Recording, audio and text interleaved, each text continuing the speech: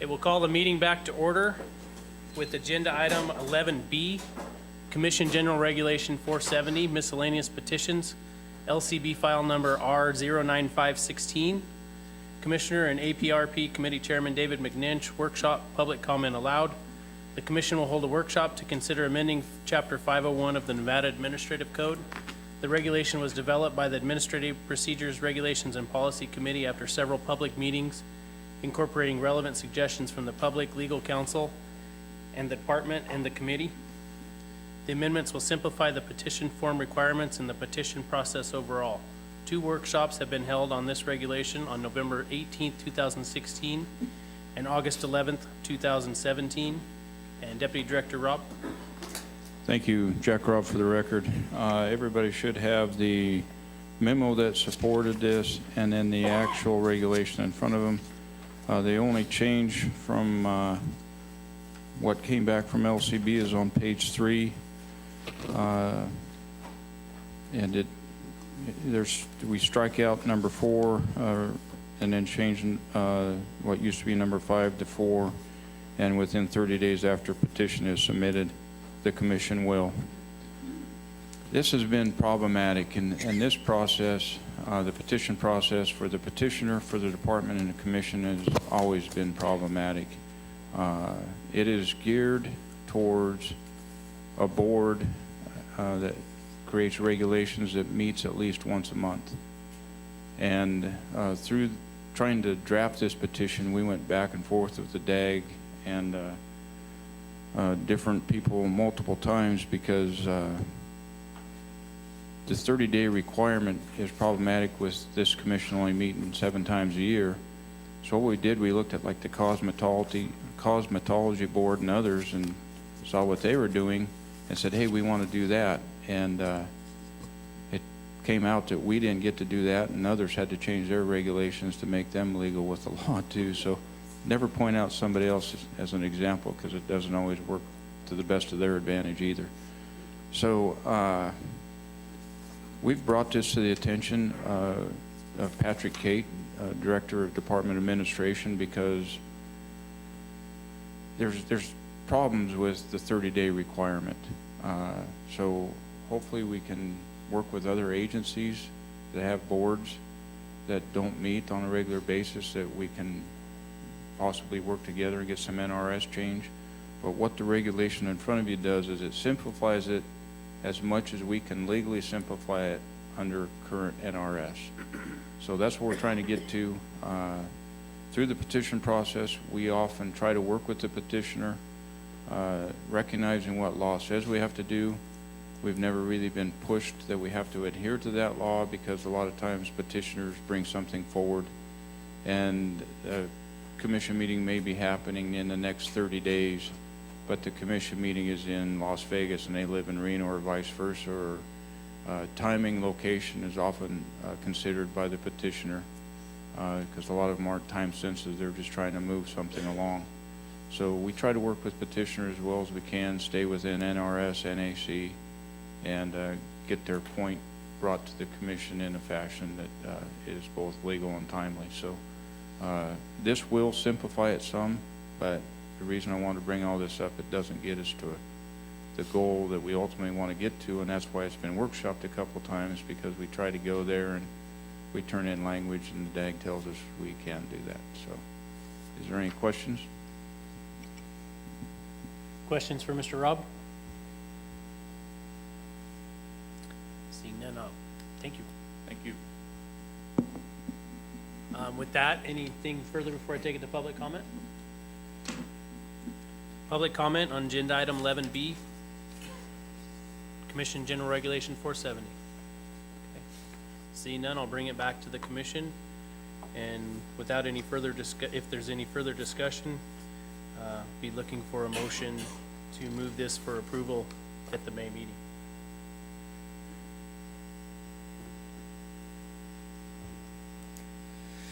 Commissioner Valentine. Thank you, Mr. Chairman. I'll make a motion that we move the Commission General Regulation 470 miscellaneous petitions LCB file number R095-16 forward to the May 2018 commission meeting. Second. I have a motion by Commissioner Valentine with a second by Vice Chairman Johnston to approve and move Commission General Regulation 470 miscellaneous petitions, LCB file number R095-16, forward to the May meeting for approval. Is everyone clear on the motion? I'll call for the question. All in favor, say aye. Aye. Opposed? Hearing none, motion passes unanimously, 7-0, with Commissioner McNinch and Young absent.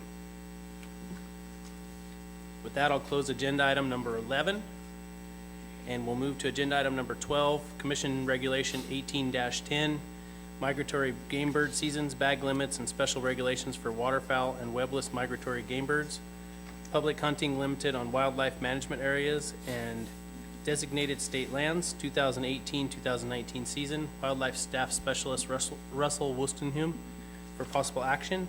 The commission will consider recommendations for seasons, bag limits, and special regulations for migratory game birds for the 2018-19 season and adopt regulations that comply with the proposed regulations framework for the 2018-2019 hunting seasons on certain migratory game birds established by the U.S. Fish and Wildlife Service. The commission will also consider rules regulating public hunting on wildlife management areas and designated state lands.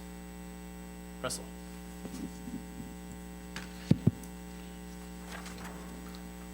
Thank you, Chairman Wallace. I appreciate that.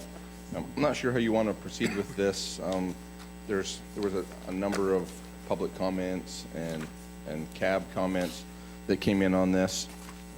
And given those, on page 3 of the proposed regulation, the ducks and mergansers, you may want to consider going through that one first and getting some public comment, because that kind of drives the rest of the regulation, and there could be potentially a lot of changes if you so choose to make changes to that section. So we may want to start with that, if that pleases you. That'll work.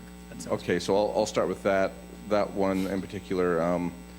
So ducks and mergansers, the department recommends for the northeast zone for the 2018-19 season, dates of September 22nd of 2018 through October 21st, 2018.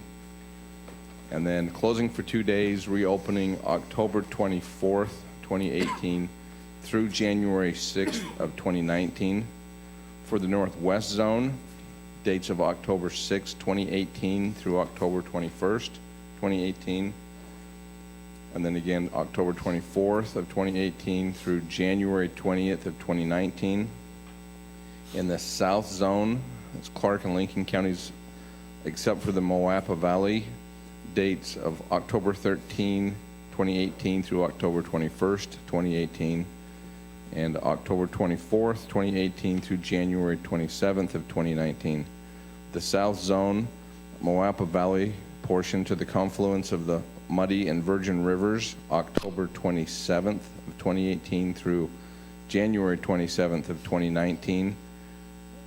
General duck limit of a daily bag of 7 with 21 in possession, and included within the general duck limit, but not to include more than 2 pintails and daily and 6 in possession, 2 hen mallards daily and 6 in possession, 2 redheads daily and 6 in possession, 2 canvasback daily and 6 in possession, and 3 scaup daily with 9 in possession. Shooting hours a half hour before sunrise to sunset, and it's open to non-residents. Thank you, Russell. Questions for Russell? Commissioner East? Russell, because I'm new, can you explain to me the dates, why the lapse of a couple of days, or why the pause for a few days? The 2-day closure. Yeah. So the federal regulations that dictate how all of our seasons work allow us 107 days of hunting. Earlier in this regulation, there's youth days. So there's 2 youth days each year, and those 2 youth days have to come off our 107. So if we have a continuous season without the break, the season will end on a Friday, and sportsmen have asked for that 2-day closure so that the season closes on a Sunday. Okay. Commissioner Barnes? Yeah, thanks. Russell, I know on the dates, the season dates, I got some stuff from Eureka County, and I think you got some of that same correspondence. Yes. And I guess I just like a little bit of clarification kind of on where they were coming from and kind of your opinion on that as well. Okay, a couple of different cabs, and I'm sure that when you go to public comment, they'll want to comment on this, but a couple of different cabs sent in recommendations of season dates. The northeast zone, they would like that pushed back 1 week, and primarily I think they're thinking about goose seasons in that part of the state, going a little bit later into the spring. This regulation's identical to last year with calendar shift for days, but I proposed the same opening weekends for all the zones, but I think they're just thinking about moving it back a little farther, trying to get farther into the spring for goose hunts. And the same thing in the northwest zone. Carson City County proposed this moving back 1 week on this. And since you asked me, Commissioner Barnes, thank you for that. My opinion on those. With the northeast zone, I have it as early as I do, trying to avoid freeze out. You know, that part of the state, as you well know, we can freeze early and freeze often. So I just tried to push it as early as that September 22nd date is the earliest allowable by the framework. Just trying to give as many ice-free days as possible down there. But there's nothing really biological. I'm just trying to provide as much opportunity as possible. On the northwest zone, pushing it back a week. Again, nothing really biological per se. What that does in the northwest zone by moving it to October 13th is that puts it on the opener in that zone on the same weekend as traditionally has been the Chucker opener. And I know that some of the people had commented that they prefer that because they're looking for moving people out of, making people decide, and so there's not as much crowding. Pretty much in all of the meetings that we go to as a department, OFWA meetings, and I go to the Flyway meetings, and within those, there's every time we meet, we have discussions about the 3 Rs. I'm sure you've all heard those as well, as far as recruitment, retention, and reactivation of hunters. It's a big thing right now. In the 70s and 80s, Nevada had roughly 18,000 waterfowl hunters, and we're down to about 3,000, a little under 3,000 active hunters. When I consider regulations, I'm looking at opportunity, and by having those openers on the same day, to me, that's making hunters choose on what opener they want to go to, and it's not helping our cause and getting a guy to go, yeah, it's worth it to buy this license because I can go out on these 2 openers and have pretty good success on the opening day. With birds, that's when you get the uneducated birds, is that opening day. And so it's, of course, as you all know, the favorable day to go out on that opener. So that's my rationale there. Thank you, Russell. Further questions from the commission? Okay, seeing none, I'll take it out for public comment on ducks and mergansers. Come on up, Gil.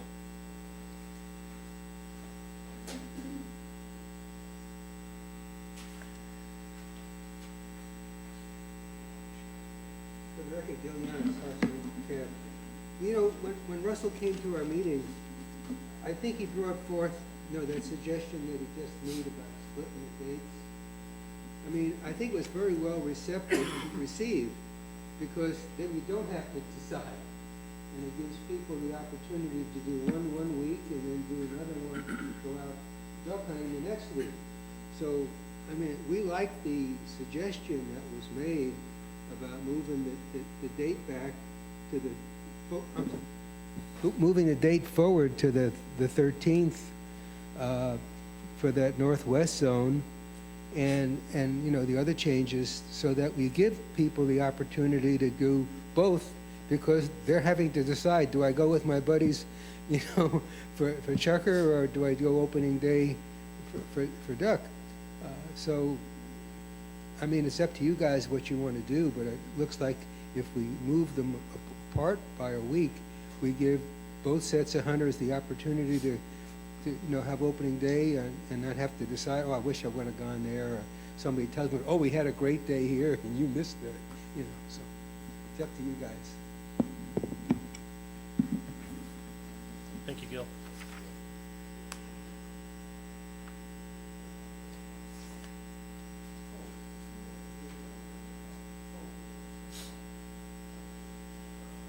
Come on up while they're figuring out what they got going. Steve Marcus, White Pine County. We too, as Commissioner Barnes stated, were contacted by Eureka, and it's actually a two-part thing they want us to do. They want to integrate into the northeast zone, as they are now in the northwest zone. And after discussing with Mr. Russell, with Russell, I told him I was going to hack his name. As long as Elko, White Pine, and Eureka were on board, what I got from it was that the division would be fine with that. So we would like, and that will take place in 2020, when that becomes eligible to be redesignated zones. Okay, so that we're on board with. Eureka also proposed to move the duck season back a week. So instead of starting September 22nd, we would start September 29th through January 13th, being with them breaks in between. And Scott would start September 29th and go through October 28th. I think that's correct.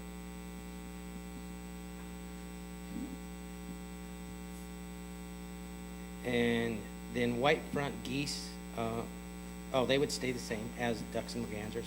Snows would go from October 31st through January 13th, and then a break of March 2nd. I hate to interrupt you, but let's have you come back up once we've got, we'll stick with ducks and mergansers for right Okay, I'm now. We'll sorry. get it Okay. lined up, and then we'll have you come up for the rest.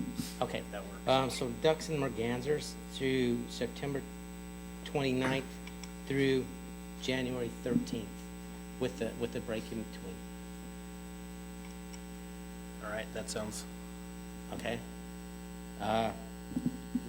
Then Scott.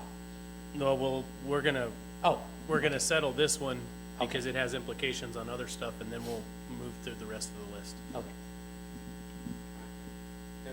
Yeah. Further public comment? Seeing none, we'll bring it back to the commission for discussion on ducks and mergansers.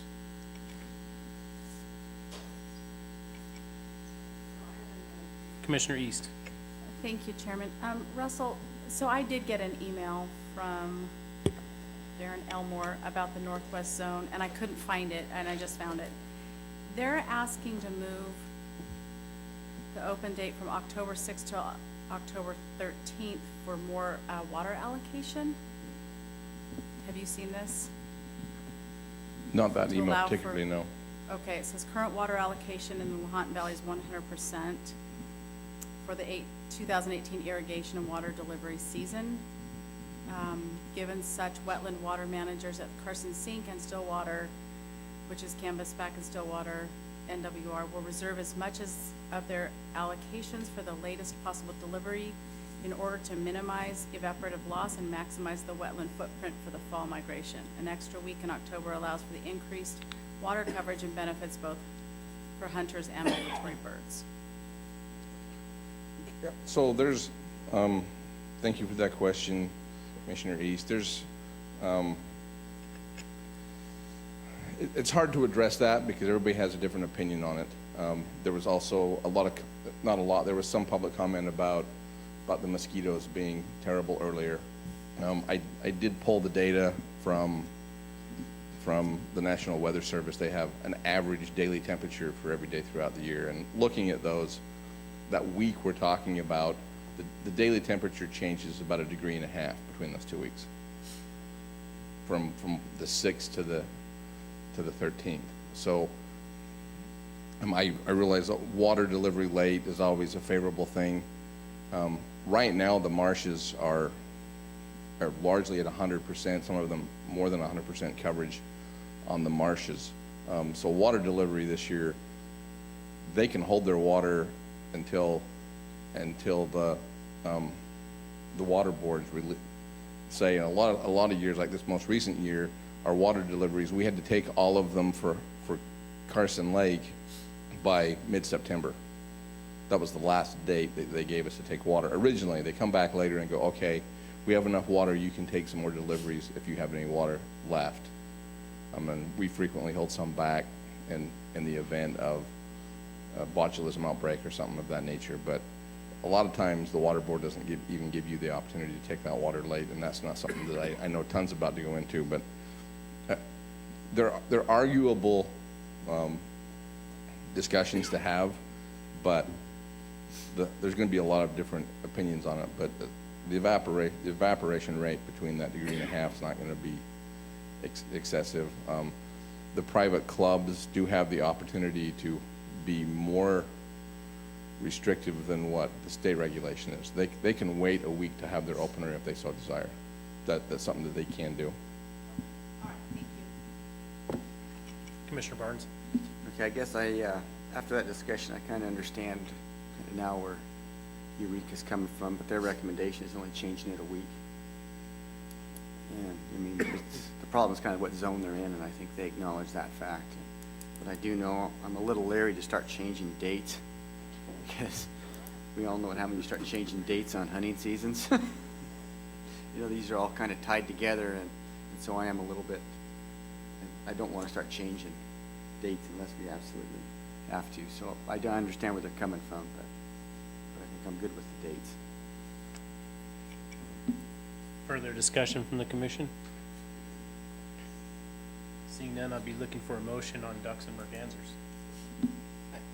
I guess I have a comment. I mean, I got a number of correspondence where a lot of people in the Northwest wanted that date pushed back. And some of the people, I know I got Darren Elmore's email, and I know he's an avid chucker hunter, and it seems that there was also the issue of pushing it back later, maybe more weather could increase the number of ducks for the opening day, rather than having it early October when it can still be quite warm, and it can still be quite warm on October 13th. So there's no biological reason not to push it back. It's really a matter of having both the chucker and the waterfowl opening available to people. That's the primary factor. Pushing it back, we do give up, and it's not a huge give up because birds really aren't here yet, but we do give up a week of the swan hunt that we can't get back because it has a hard end, and we'll lose a couple of days on the snow goose hunt, which again, time of the year when there probably aren't a lot of birds either way.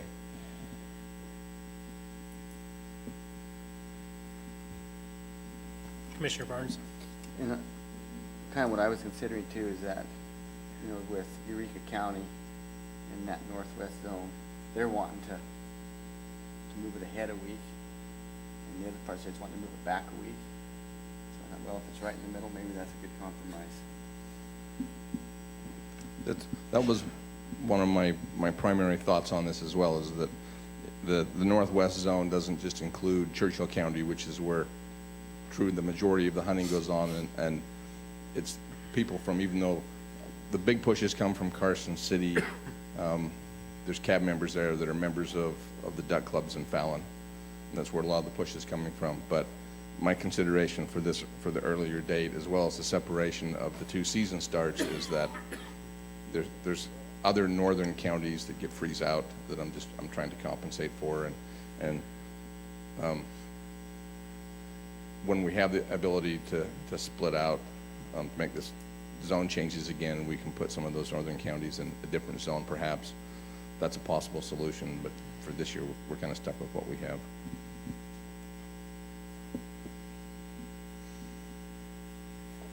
Further discussion?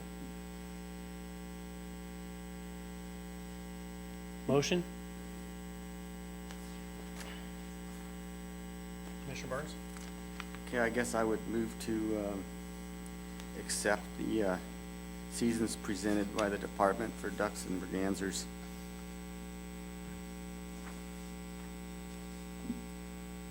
I'll second that. Questions or discussion on the motion? I have a motion by Commissioner Barnes and a second by myself to approve ducks and mergansers as presented by the department. Is everyone clear on the motion? I'll call for the question. All in favor, say aye. Aye. Opposed? Hearing none, motion passes unanimously.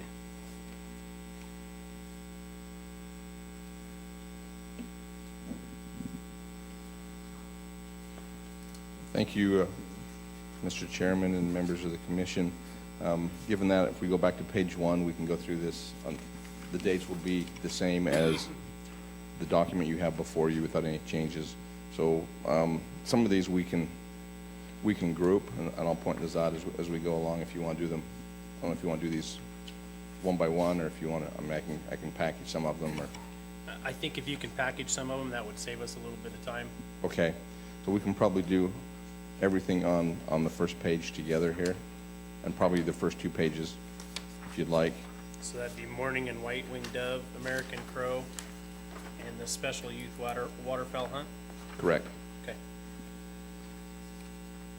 So mourning and white-winged dove, a proposed date of September 1st to October 30th, daily bag limit of 15, possession of 45, shooting hours half hour before sunrise to sunset. Limits for mourning dove and white-winged dove are singly or in the aggregate. American crow, statewide season September 1st through November 17th of 2018, and March 1st through April 15th, 2019, a daily bag limit of 10. Shooting hours are sunrise to sunset. Special regulations, shotguns only. All crows must be retrieved and removed from the field, and the season's closed on ravens. And special youth waterfowl hunt, Northeast Zone, September 8th and 9th, 2018. The Northwest Zone, September 22nd, 2018, and February 2nd, 2019. South Zone, February 9th and 10th of 2019. And the Moapa Valley portion of Overton Wildlife Management Area, a date of October 13th of 2018.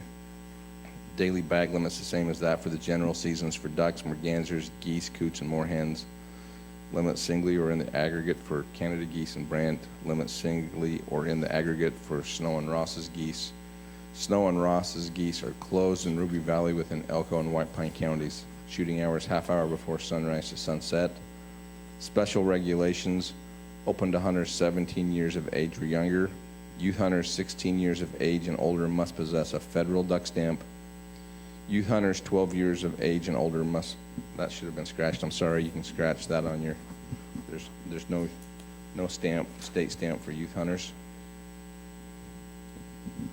Youth must be accompanied by an adult who is at least 18 years old. Adults are not allowed to hunt during this season, and it is open to non-residents. Thank you, Russell. Questions for Russell from the commission? Commissioner Olmert. Yes, I just had a question on the American crow. In regards to special regulations, why do we request that all crows be retrieved and removed from the field? They're not edible, is that not correct? Correct. I'm not sure why that regulation's in there. It's always been there, that special regulation, and I think it goes back to just not wanting to leave the corpses laying out in the field. I'm not sure if there's, if you give me just a second, I can check the federal regulation to make sure there's not something in regards to that.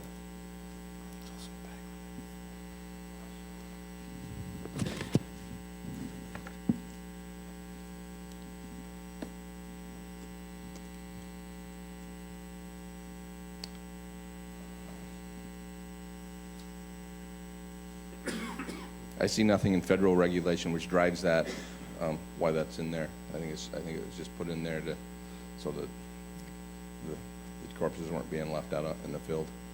And there is a daily bag limit too of 10, so.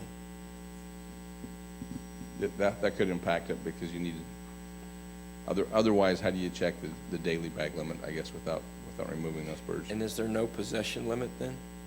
No.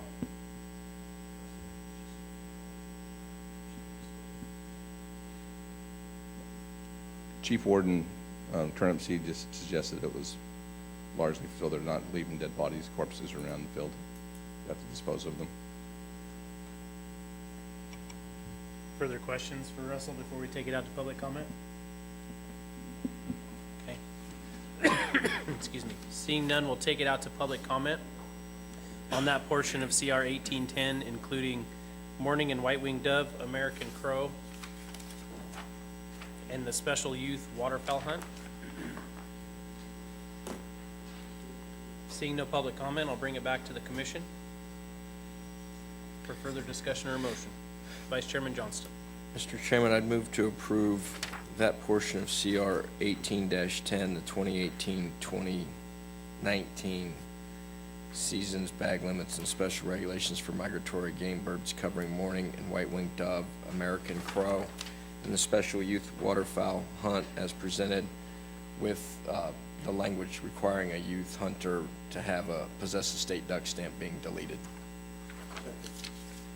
I have a motion by Vice Chairman Johnston and a second by Commissioner Valentine to approve that portion of CR 1810, including mourning and white-winged dove, American crow, and the special youth waterfowl hunt as presented by the department, with the following change under special youth waterfowl hunt to remove the language of youth hunters 12 years of age and older must possess a state duck stamp.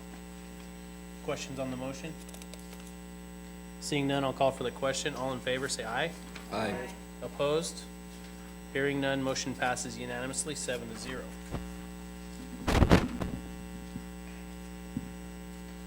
Chairman Wallace, on skipping SCOP on page 3, which we'll come back to, but we can, on page 4, with coots and common moorhens, snipe, on page 5, Canada geese and brant, white-fronted geese, on page 6, falconry seasons. All of those have identical dates to the duck and merganser season that you have passed already. And I think those could be bundled and handled all collectively with those same dates as previously mentioned. Okay, so that would essentially get us through page 6 with the exception of SCOP And snow geese would be separate. and snow geese. I'll readdress that. Okay.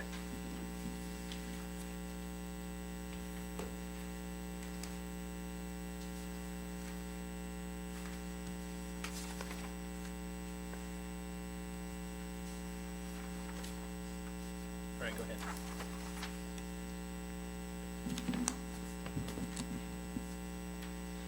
And then for SCOP, the dates proposed would be, the northeast zone would be September 22nd, 2018 through October 21st of 2018, October 24th, 2018 through December 18th of 2018. The northwest zone, October 27, 2018 through January 20th of 2019. The south zone, November 3rd, 2018 through January 27th of 2019, and the south zone, the Moapa Valley to the confluence of the Muddy and Virgin Rivers. That portion would be November 3rd through January 27th of 2019. Daily limit of 3, night in possession, shooting hours half hour before sunrise to sunset, open to non-residents.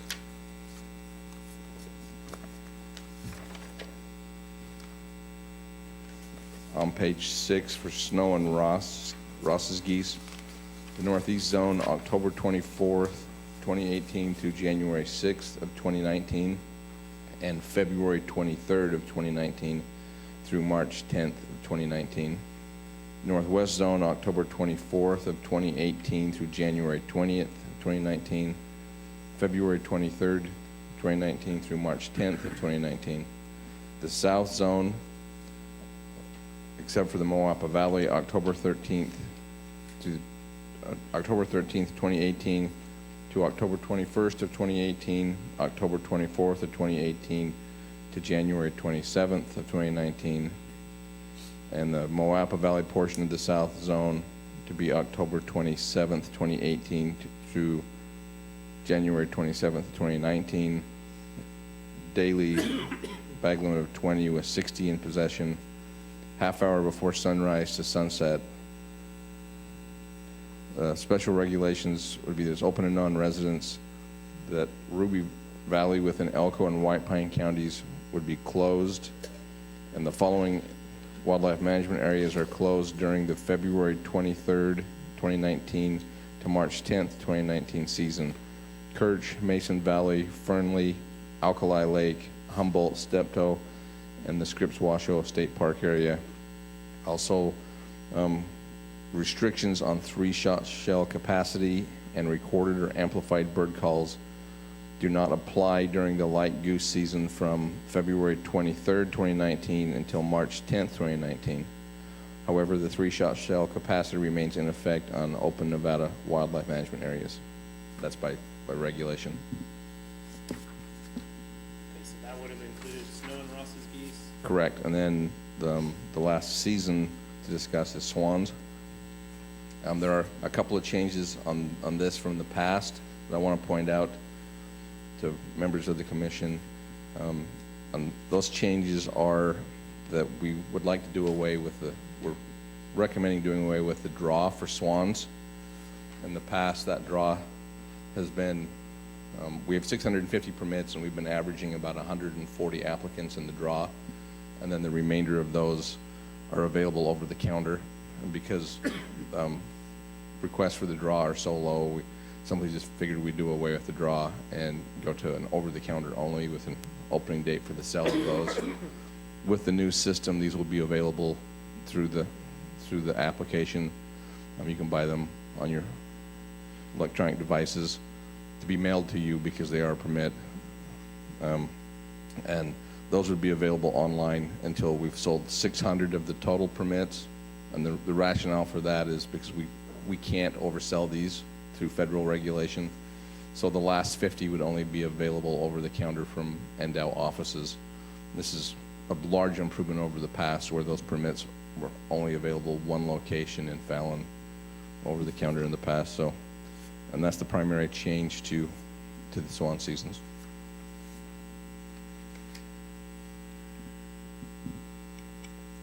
Questions for Russell? Seeing none, I'll take it out for public comment.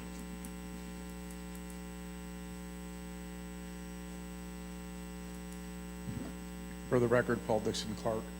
Russell, we had talked about a couple of years ago, and I've forgotten now, about getting a swan season in the south and petitioning the flyway. Is that still a possibility, or is that not, or is that like the view isn't worth the climb?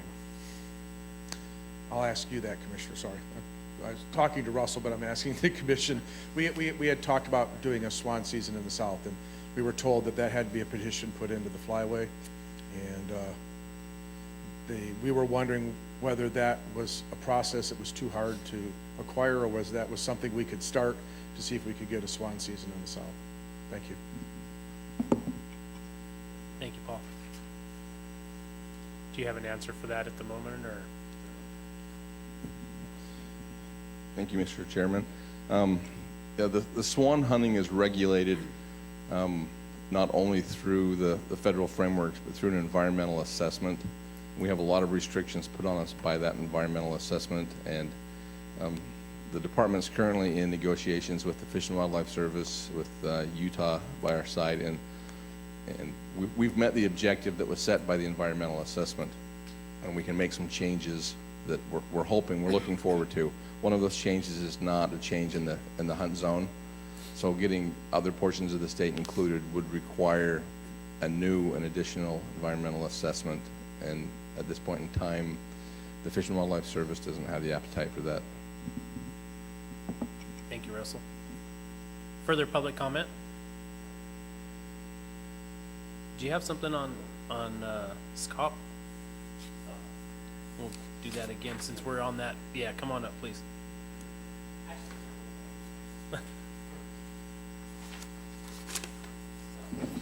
Steve Marcus, White Pine County. No, we actually were all in, we were in favor of the framework and everything that NDOW proposed. We were just looking to push everything back a week.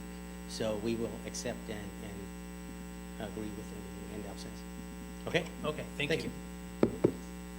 Okay, further public comment? Seeing none, I'll bring it back to the commission for further discussion or a motion.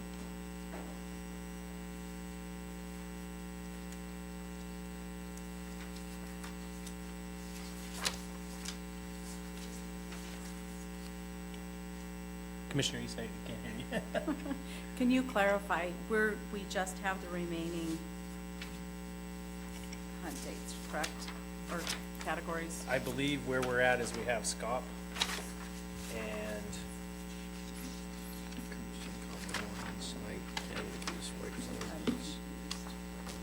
we were clear through Swan, is that correct?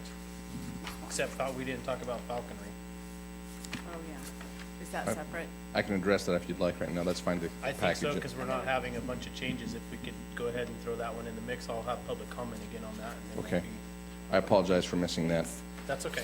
The falconry seasons for migratory game birds, these seasons match, actually, we covered that already because it was part of the package group that they all have the same dates as the general duck season. Correct. Okay. So we would be including for this motion, SCOP, coots and common moorhen, snipe, snow and Ross's geese, falconry seasons for migratory game birds, Canada geese and brant, white-fronted geese, and swan. Discussion or a motion?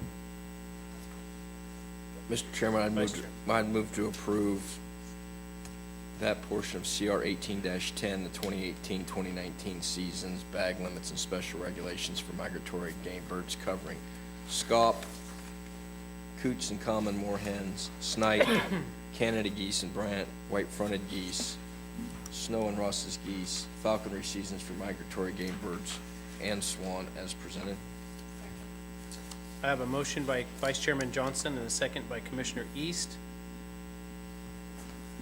to approve SCOP, coots and common moorhen, snipe, snow and Ross's geese, falconry seasons and migratory game birds, Canada geese and brant, white-fronted geese, and swan as presented by the department. Are there any questions on the motion from the commission? Seeing none, I'll call for the question. All in favor, say aye.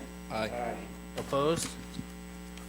Hearing none, motion passes unanimously, 7-0. Back to you, Russell. Thank you, Mr. Chairman. The last portion of this, titled Public Hunting Limited on Wildlife Management Areas and Designated State Lands, this is largely just defines what things are allowable on certain wildlife management areas. This has been largely unchanged for the last several years. However, there is a couple of small changes this year. And this portion, this comes mostly out of the Habitat Division. So the biggest change is on most of the wildlife management areas under the bulleted points.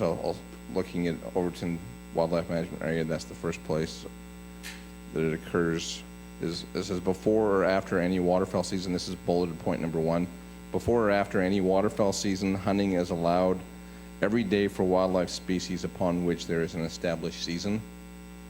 That statement in the past has been on some of the wildlife management areas, but not all of them. And so in this rendition on the CR in front of you, we added that to every wildlife management area so that it was clear that that was allowable, because it was an uncertain point in the past.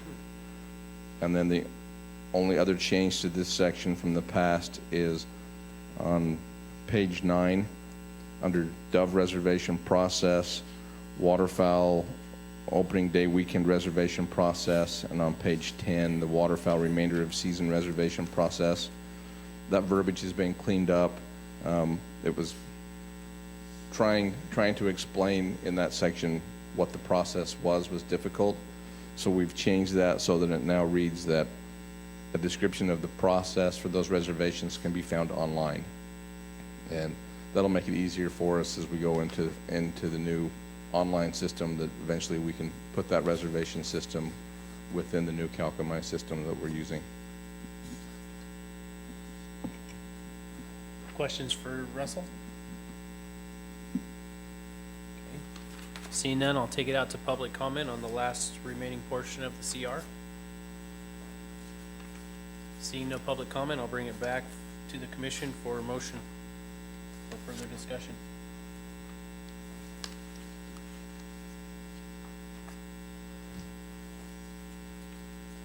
Commissioner Valentine.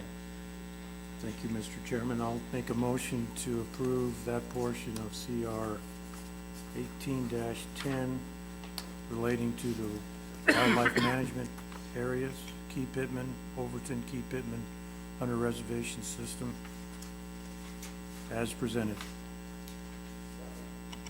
I have a motion by Commissioner Valentine with a second by Commissioner Barnes to approve the remaining portion of CR 18-10 that includes the public hunting limited on wildlife management areas and designated state lands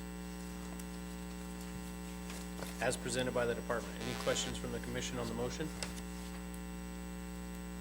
Seeing none, I'll call for the question. All in favor, say aye. Aye. Opposed? Hearing none, motion passes unanimously, 7-0. Thank you again, Russell.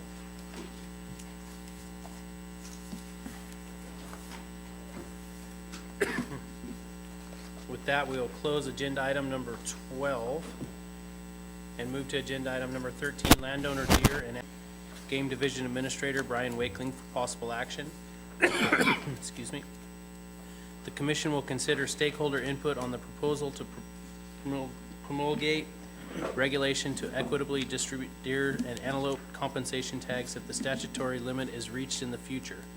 The commission directed the department to inform stakeholders of the intent to develop a regulation that would ensure each cooperator would receive at least one compensation tag and then use a mathematical formula that considers counts of deer and antelope present and the length of time that cooperators had been participating in the program. The commission may vote to provide the department with direction to initiate rulemaking. Mr. Wakeling. Thank you, Mr. Chairman, members of the commission. Brian Wakeling with the Nevada Department of Wildlife Game Division Chief.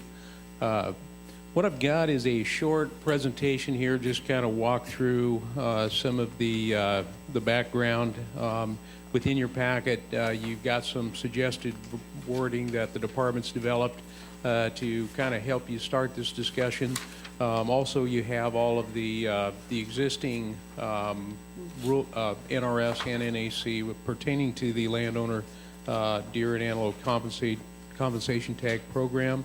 You also have a copy of the letter that was sent out at your direction since the last meeting. So just a real quick recap of what the issue is. This is a process, the landowner compensation tag program, that's been in existence for quite a while. Virtually everybody that's participating in the program is largely pleased with it. They like the fact that it's simple and straightforward. The challenge we ran into a year ago was at that point we reached the statutory cap as we were trying to allocate tags. And as part of Senate Bill 511, we were able to insert some wording, basically change one number, changing the cap from 1.5% to 2.5% of the total quota that was established for deer and antelope. And so that change was adopted last year.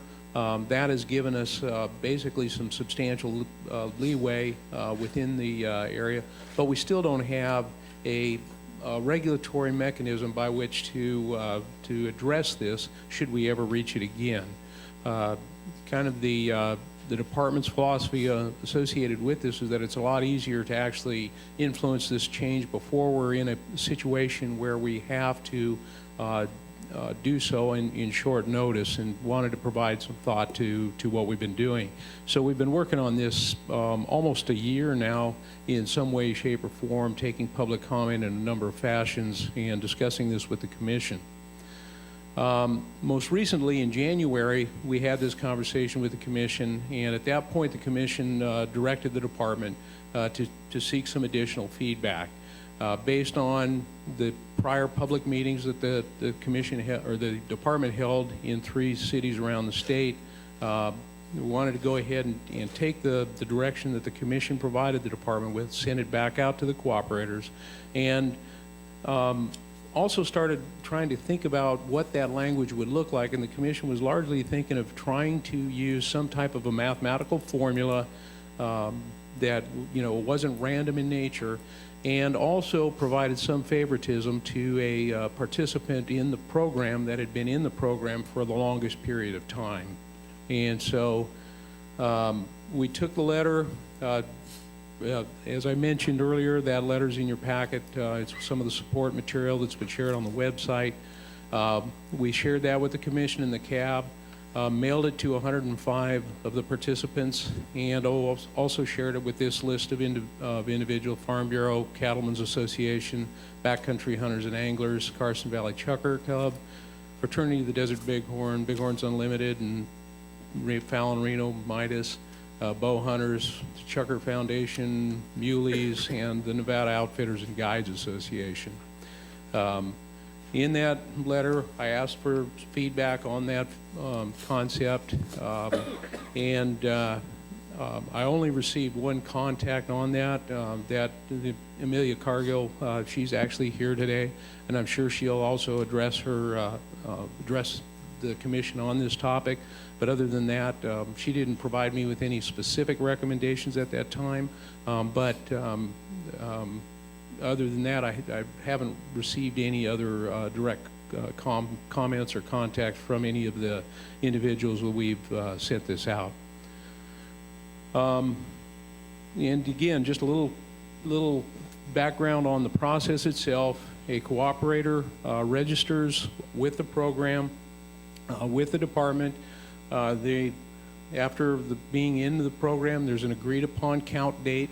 You know, they notify us that they're experiencing damage. The department tries to get out there on that date. If things are not working out on the way things are, the landowner, for whatever things aren't working, things are become abnormal for whatever reason, they have the ability to reschedule that count. When the count occurs, the biologist goes out into the field and counts these, does a count. Typically, if it's a low number of animals that are in the field, it'll be an exact count. If the numbers are high, sometimes it's not an exact count, but it's classified into those various categories of 1 to 50, 51 to 100, and they largely qualify for one tag for every 50 animals that are observed on their land.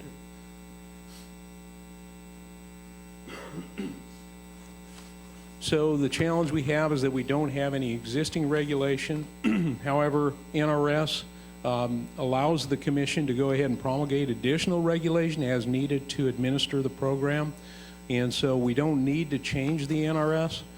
We don't need to seek a legislative change. And again, as we had these public meetings and we talked to the participants, one of the messages that was very clear is that they like the simple program. They don't like complexity. They don't really want to go and pursue an NRS change.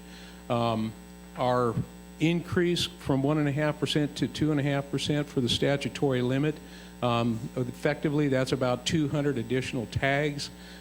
This year, we had room for another 199 at least that could have been issued, and so this gives us some additional freeboard. But again, trying to get to a point where we don't have to address this challenge in a rush. And so the department put together a discussion draft of what the language might look like, and what this language would be inserted into NEC 502426. What the proposed discussion draft says is that damage compensation tags cannot be issued in excess of the limit established pursuant to subsection 6A of the NRS 502145. If the cumulative number of damage compensation tags for which all applicants qualified through counts in a single year exceeds the limit established pursuant to that section of NRS, the department will proportionately reduce all damage compensation tags awards until the total is less than the statutory limit. If this proportional reduction results in the issuance of less than all damage compensation tags that could be issued, The remaining damage compensation tags will be issued in increments of 1 to cooperators with the longest continuous history of cooperative agreements with the department until all tags are issued. And I wanted to provide an example of what that might look like. And for the sake of argument, I established a limit of 200. That's an arbitrary number. We don't expect it to be that low, but for the sake of the example and just using the numbers, it's actually an easy number. I'd have a lot longer list of numbers had it been 500. So, 50 participants may have qualified for 1 tag, and so that would result in the issuance of 50. There may be another 30 participants that qualified for 2 tags, and so that would be 60. There may be another 10 that qualified for 3 tags. That would give you 30. 5 for 4, 4 for 5, 2 for 6, 2 for 7, 2 for 8. And if you sum those all up, we wind up with a total of 222. And so then what we would have to do is proportionally start reducing the number of tags and then use rounding conventions to try to look at how the tags would whether it would round up or round down. And in this example, you have to get to about an 80% reduction before it drops that total below 200. And so there's some red font on this slide. I'm not sure if it stands out particularly well, but the 10 participants who would have received 3 wind up getting 2, which reduces the total from down to 20. There are 5 that would have received 4 that instead received 3, and their total would go from 20 down to 15. And 4 would get 4, 2 would get 5, 2 would get 6, and then the final participants who would have received 8 are actually reduced by 2, and so they would get 6 for a total of 12. When you sum this number up, what you receive is a total of 195. And so with 195, there's 5 that have not been awarded, and so at that point, you look at the history, and in this case, maybe, and this is totally hypothetical, maybe someone with 2 tags actually had the longest history, and so they would be awarded 1, and maybe someone with 6 tags had the next longest, they could receive 1. And so I hypothetically added an asterisk here to 5 different participants that could have had the longest participant history, and so those tags would be awarded in that fashion. That way, we would issue 200 tags. It would reach the limit. It would stay below the limit. It uses a mathematical formula. By doing a proportional reduction, the last people to be reduced would be anybody that had a single tag, and that was what the commission had expressed interest in protecting. On the other hand, one of the ideas that's been floated around is that if we were to increase the number of tags, it would require to qualify for the program once we reach the cap. Certainly another way we could approach that. If we did that, though, there's a couple of things that go along with it. As you start to increase the number of animals that you have to observe, you may actually penalize the people with a single tag first, and that was not the direction the commission provided us with. And the other thing is when you start getting into some of those higher numbers, we don't have exact counts in some instances, and so we're kind of dealing with a little bit of a trying to estimate where we would be. This proportional reduction looks at things equitably across there, and it protects the people with the least tags first. And at that, I'll just open it up to discussion and questions. For the commission, if they want to ask any questions, and I present that draft again, it is in the language in here. What we would do is, if there's or some version of this may not be the NAC the commission chooses to edit, but if it is, our intent would be to simply insert this as number 3, renumber the others, and move them down. Thank you. Thank you, Mr. Wakeman. Can you go Vice back? Chairman. Can you go back to the prior slide? I just one more. Keep going. Okay, I just want to follow this through. So we have this is the hypothetical statutory cap is 200, and you have landowners qualifying for a total of 222. So you need to make a reduction of at least 22. That is correct. Okay, so let's go to the next slide then. Okay, so how did you, what was the math here, and how did you allocate the reductions?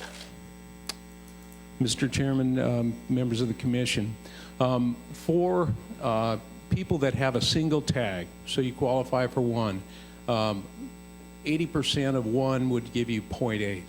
And so at 0.8, that would round up, rounding convention would take you to 1. At 2, 0.8 is 1.6. Rounding convention gets you to 2. At 3, 0.8 is 2.4. Rounding convention would take you down to 2, and so on. And what you wind up with is more than a single tag at a time being reallocated. And so when you get to someone who would have had 8, 0.8 is 0.64.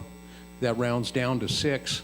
And there's 2 people, so there's 4 tags that go away at that point in time. And so it doesn't come to exactly 200. Then we have the ability, using the longevity, to add those people back in. Okay, I just wanted, I didn't follow the math the first time I saw this come up on the 80%, but it's just the conventional rounding, applying the 80% to the number of tags, which is simple, which we wanted. It's in my humble opinion, it's simple. It protects the people with the least amount of tags, which was what the commission had suggested. It's a mathematical formula. It's not a random approach, and it also considers the other aspect that the commission wanted was the longevity of the people in the program.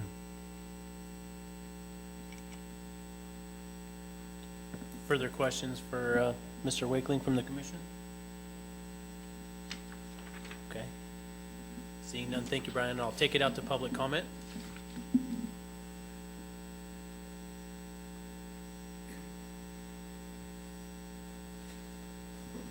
Good afternoon, Chairman Wallace and Commission members. My name's Emilia Cargill, and I'm here on behalf of Nevada Ranches, Blue Mountain Ranches of Nevada, and Albert D. Sino, Lincoln County, Nevada. I've spoken to you before back in May of 2017 on this same topic, and since that time, you all worked very hard, the staff worked very hard to make the change to the legislation last year, and we really appreciate that very much. We think that was a real positive move and a step forward. And I'm very happy that Brian and everyone else has worked so hard on this policy, because I agree. I think that we need to have a policy in place in case we ever reach the cap again, and then what do we do at that time? Legislative changes aren't always easy to effectuate, especially in the last 2 weeks of the session, or whatever crazy thing it was that was able to happen last time. I don't disagree with a proportionate reduction. I spoke to that in May of last year. However, I think there are some other things that need to be taken into consideration. One, I think that as that proportionate reduction takes place, any tags that are reduced should be banked for future. And I realize you can't have a banking that goes on forever, because what happens if you end up in that situation for many, many years to come? So my suggestion is that there's a bank that occurs for 5 years. And then after 5 years, you start rolling them off. So you can never bank more than 5 years. And I mean per landowner. I don't mean that NDOW holds that bank. They do, but it's per landowner. It's not that then it's going to get distributed to some group of people in the future. It's each landowner. So Nevada Ranches, if we had 2 tags reduced, we could bank it for the future, if counts in the future then allowed those to be distributed after all other tags were distributed. And as to the longevity of the program, I agree that that should be one of the metrics that's looked at. I think there's a couple other metrics that should be considered as well. One of those is the amount of land that's at question for each individual landowner, and also their care of the land and their fostering of the habitat for all wildlife on their property. There's a lot of landowners in Lincoln County that do a lot to help wildlife. and to help deer and to help elk and antelope. And I think that's very important for the landowners that are actively participate in caring for the wildlife, not just going out to hunt. And then, I know I've mentioned it before, but I'll mention it again. We don't sell our tags. I know that a lot of people look at us and say, well, you know, they don't live in Lincoln County. That's true, we don't. But we don't sell our tags. We love Lincoln County. We have a lot of property in Lincoln County, and we support Lincoln County quite a lot. And Mr. Sino and his family, it's him and his children and his grandchildren. They spend a lot of time there.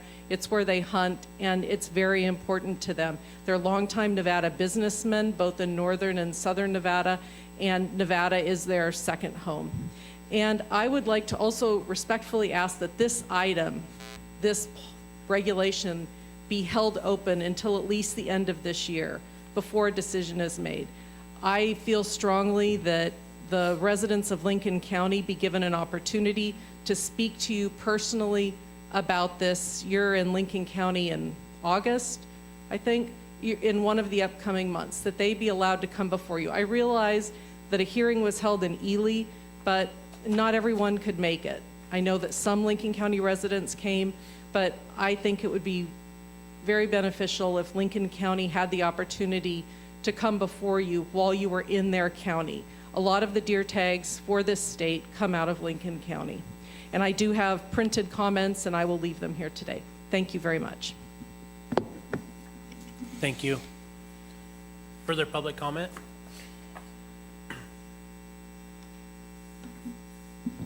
For the record, Paul Dixon Clark. We had a good, long discussion on this, and I had brought up some of the options that Brian had talked about in the last commission meeting with you to the CAB to give them kind of a flavor of ideas of what you guys were looking at to do.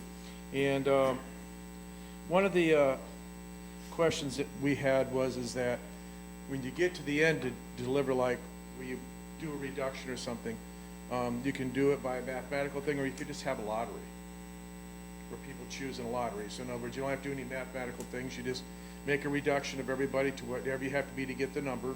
Everybody gets rounded up or down, and then if you have remaining tags, you just do a lottery. And that may be a simpler, less complicated thing, because I know that Vice Chairman Johnson asks, how'd you do your math? There'll be a lot of people asking, how did you do your math? Trust me.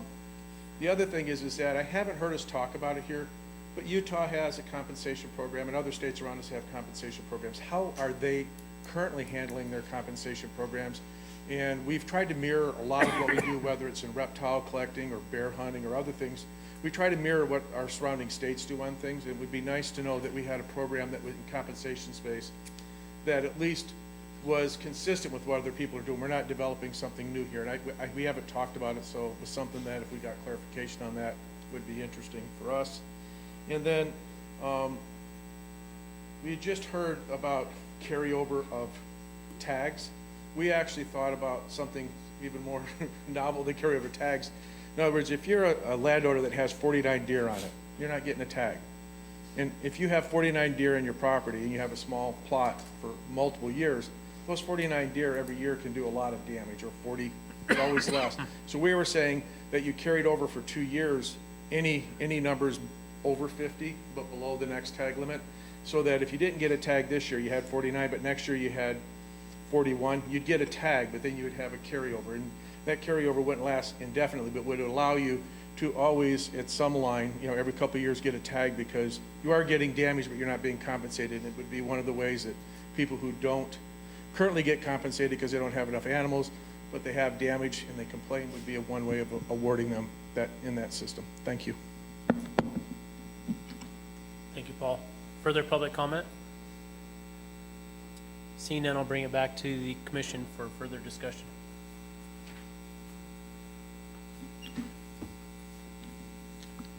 Vice Chairman Johnson? Yeah, I have concerns about the banking of tags, because I think that is issuing tags.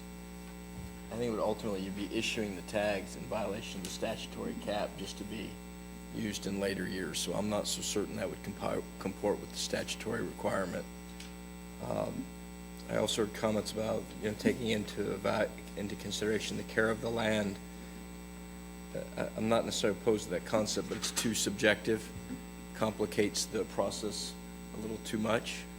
And so, I don't like necessarily the idea of the lottery either, and the math can be explained. I was just running through some examples with different numbers, and we can easily show the mathematical formula of statutorily allowed tags, qualifying tags, and how you then move down. And I'm not so certain on how you then go up to the statutory cap based on longevity. I think it's as good of a reason as any to address that issue, but I'd be willing to hear that going forward. I don't have any heartburn over pushing this out to future meetings too, to get more input, but I like the direction that the department is headed in this regard. It's consistent with what we talked about before. People who qualify for at least one tag are gonna get at least one tag, and we just do this pro rata reduction if that statutory cap becomes an issue. It's something that people can follow. It's fair, it's objective, it's transparent. It can be done within the current way things are being done in terms of the counts. I know that was an issue for the department, not having to deploy more and more resources for that. So I think this is a step in the right direction and very consistent with what we talked about. I can't even remember where we met last. What was our last meeting? Reno.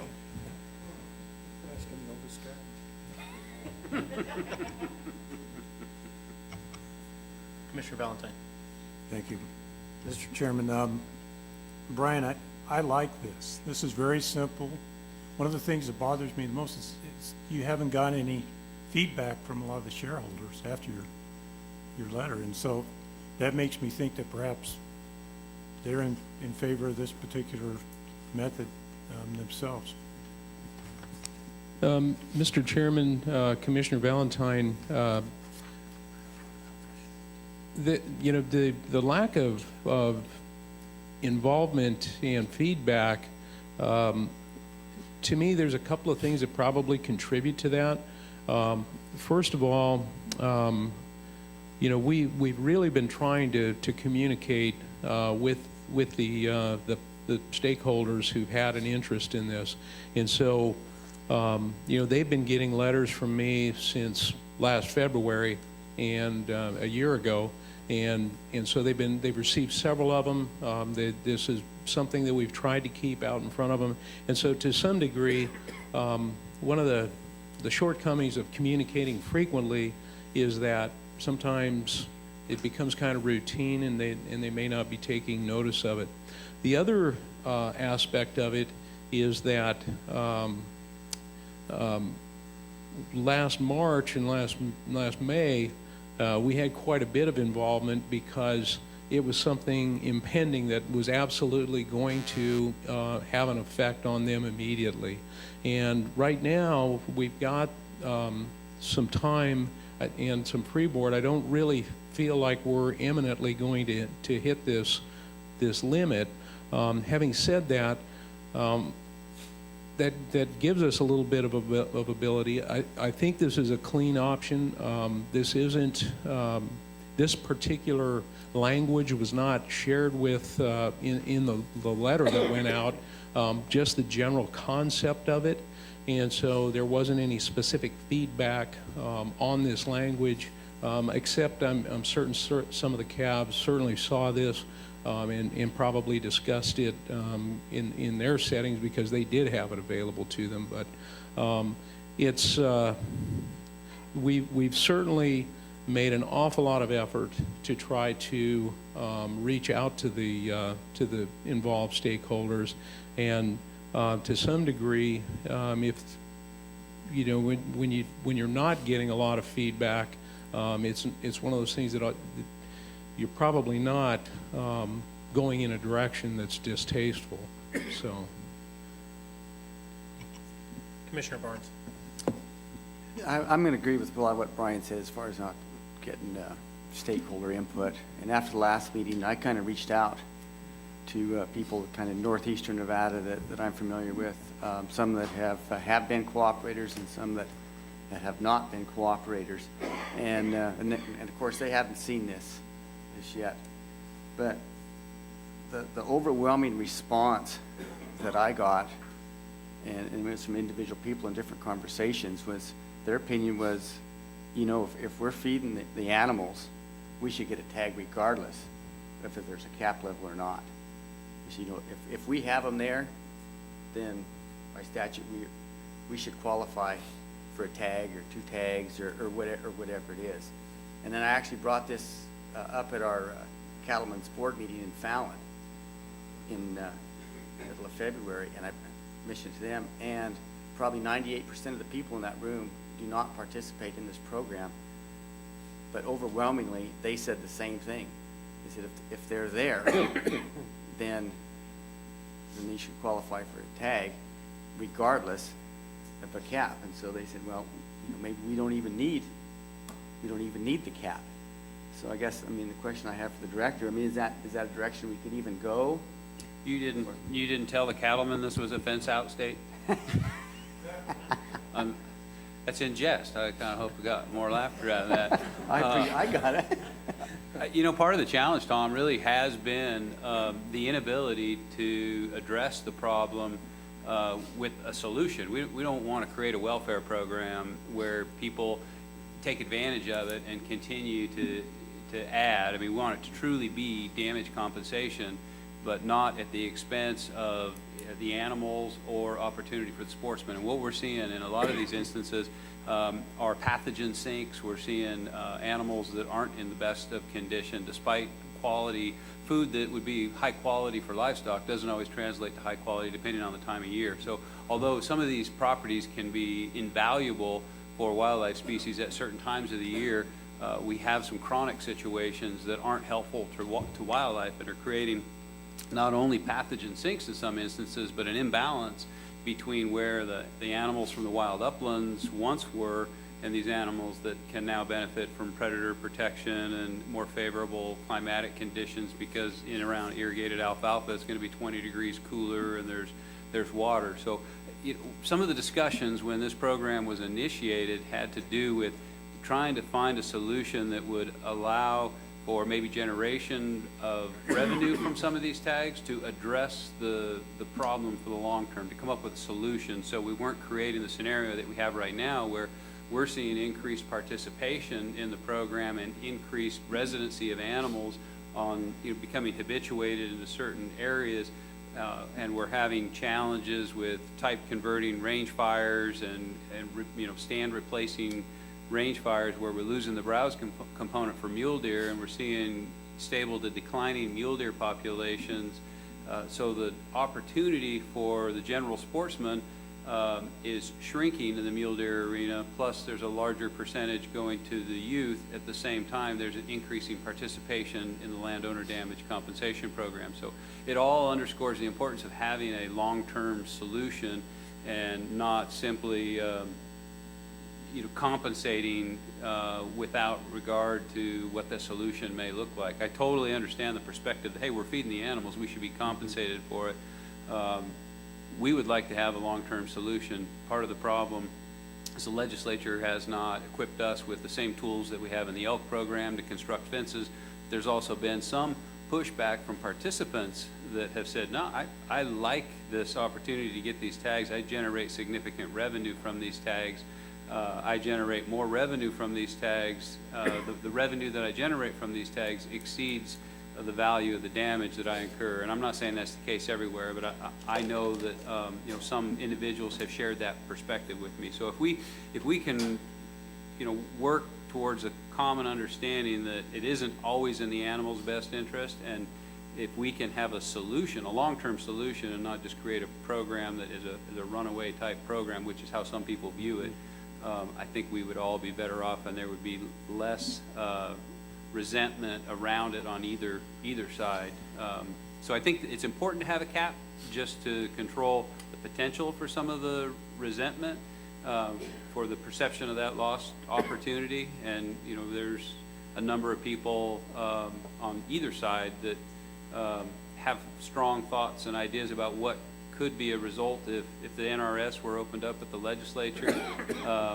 and I don't know where it would go. It would probably depend on which session it was dealt with and who were in, what legislators were in those seats. But having some solution in mind, I think would be good. Yeah, I totally agree. I mean, understand what you're saying. And I think that the 2.5% cap is gonna take care of us for quite some time. But I would like to see if we could extend this out and then go ahead and have that formula sent out in a letter, because I think, Brian, you're exactly right.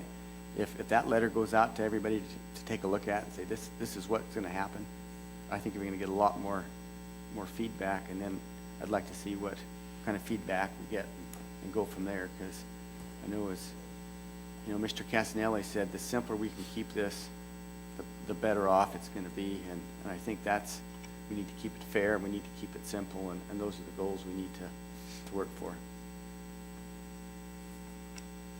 And I think what we've got here is simple, and it makes sense.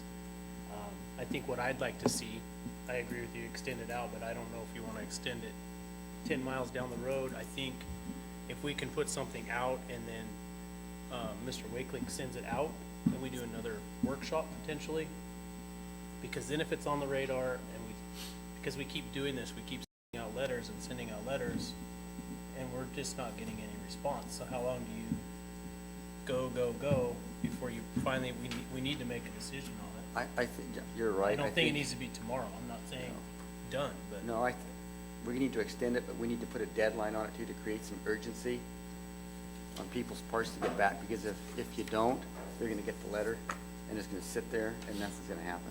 So we do need to set some kind of a time frame to create some urgency, give them time to look at it, process it, and then reply back, 'cause Well, we would have a minimum of 2 more meetings, right? We would initiate the rulemaking process, we'd have a workshop on the regulation at one meeting, and then a follow-up meeting that, if it advanced out of workshop to a final reading, is that correct? So we could go Yeah. May, June. Yeah, there may be bigger challenges getting language back from LCB. It might be safer to do something like June, August. I think that gives us enough time. And that would put it also in Lincoln County, where this is a hot-button issue. But I also think too that, I think that timeline works, but I think if we had it again on May, after the sooner I think we can get the information out and get input back would be better. Even if it's just a workshop in May and June, and then, because that way you've got 3 different meetings that people can come to. And quite frankly, the way we've got it set up that way, May would be in Reno, that'd be on this side of the state. We'd have in my neck of the woods in central Nevada, I don't know if there's many that would be close to that, but then you would be on the east side of the state where, to finish it up, when you're in the heart of where these tags are. We can certainly try that, but I do have some concerns about us being able to get language to LCB and back from LCB and post to meet the posting requirements of regulations prior to that May meeting. Right, but I think what I'm saying is maybe more of just a discussion on it. Sure. And get the information out and say, this is what we've sent off, this is the direction where we're looking to go. This is the mathematical formula and how it would operate. Because the longer that it's out there for people to look at and try and understand and ask questions and get information, I think that will make that August meeting maybe go a little smoother with the landowners and participants. That way by then should have had their questions answered to how the program's gonna work. You'll be in their backyard. If they wanna come, they'll come, and if they don't, they don't. At that point, they've had 3 opportunities to talk about it, in addition to what we've already done. Sounds good. Commissioner Hubbs. I always have the same concerns with this compensation tag, because I don't believe that we're applying the law. I basically looked over the statute again. My concern is that we tend to sit here and want to call it, I've heard us mumble that this is a tolerance issue, that we're somehow, trading, bargaining for trade. Well, we can access your land, and you can tolerate our wildlife, and that's really what's going on. And if you really look at this mandate under NRS, it says the tags must be issued as compensation for damages caused by deer or antelope to the private land or to any improvements thereon. Must. And so, to me, it's completely about compensation for damage. If you go further into our regulatory code completely backs up statute. If you go to ineligible persons, people who don't get tags or people who have their insurance policy back them for the damage under B. An owner applicant who sustains damage, which is a covered loss pursuant to a policy of insurance. I mean, it speaks to me that there has to be a peril or some harm to the land. And if that person's compensated by another method, they don't get the tag. The next requirement underneath it talks about eligibility. They must find the damage on their private property caused by the deer and antelope, and then they have a short window of time to notify NDOW to come out. Furthermore, if you keep going through our regulatory structure, the owner then has to do things on his land, his or her land, to prevent the damage from reoccurring. They have to mitigate the damage, and they have to put together a plan to stop it. I don't see how any of this speaks to our law and speaks to our regulatory code right now. I just don't see how it fits. And we sit here and we apply our law all the time, and we either change that or redraft our regulation, but our regulation should back our NRS. And our NRS, the first section clearly says it must be for damage or for compensation for damage. And I think we lose sight of that with this every time we talk about who gets a tag and how it needs to be doled out, when we really need to be giving them tags for damage. Mr. Sorry, Chairman. that's kind of long-winded, but I don't understand where the disconnect is here. Director Wasley. Thank you, Mr. Chairman. Commissioner Hubbs, I think the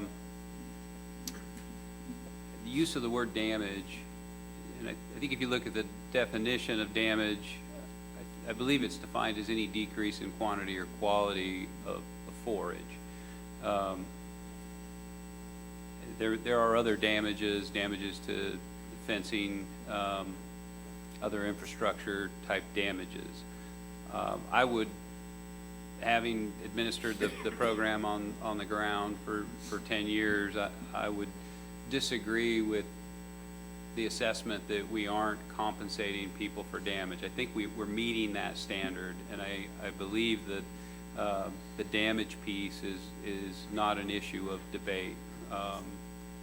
However, the mitigation and the mitigation plan, I would agree with you that we have not enforced that requirement of landowners, and in fact, that may be why we see the program being viewed by some as an opportunity to get tags or compensation, continue that compensation. Not that that compensation isn't deserved at some point in that process, but it goes back to that solution piece, and the mitigation plan and the mitigation requirement is intended to kind of stop that runaway participation and the potential abuse, whether it's the financial or the opportunity at the potential expense of others. So I think maybe internally we should have some of those discussions about what we are or aren't requiring for mitigation and mitigation planning. But I believe that the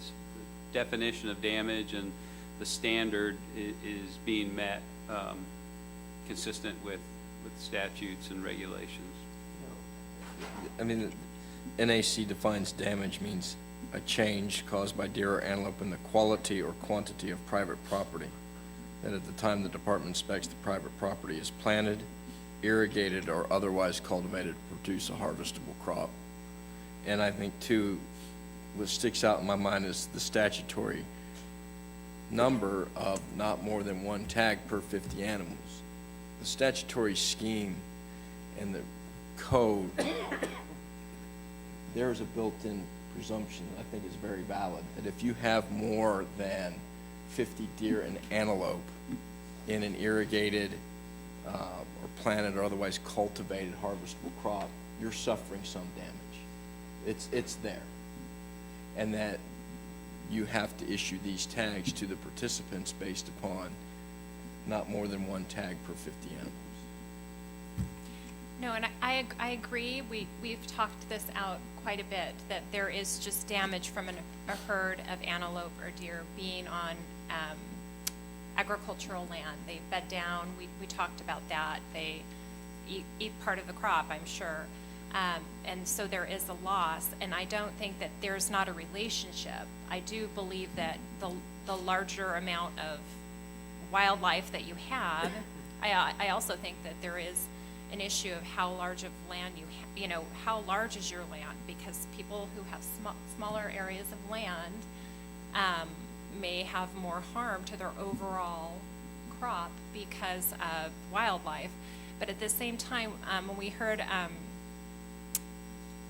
heard about Secretary Wadsley saying, well, there's these sinks, if you want to look at it like a sink, a habitat sink, where you're kind of manipulating wildlife through having agricultural fields out in the desert, and you're bringing them in, and they're maybe changing their dietary makeup. They may be overwintering or staying in areas where they typically would not be doing that if the food wasn't there.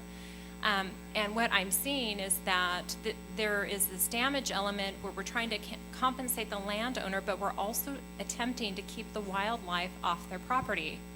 And it's like we've just all seem to be buying into the fact that we don't want to worry about the mitigation arm of this because we kind of like this in some weird way. I don't quite know how to explain it. Like we don't mind that the wildlife is doing this, but the whole purpose is to curtail it. Director Wadsley. Mr. Chairman, if I may, in the formulation and implementation of the plan to prevent or mitigate damage, that NAC 502.4258 lists for potential items, including but not limited to hazing and scaring, which is a tactic that we've used. Erecting exclusionary devices, certainly that is something that we do when we have the opportunity to do that around a haystack, for example. The other two, C and D, that are listed here is where things get a little bit more complicated. Issuing a special depredation or emergency depredation hunt or tags.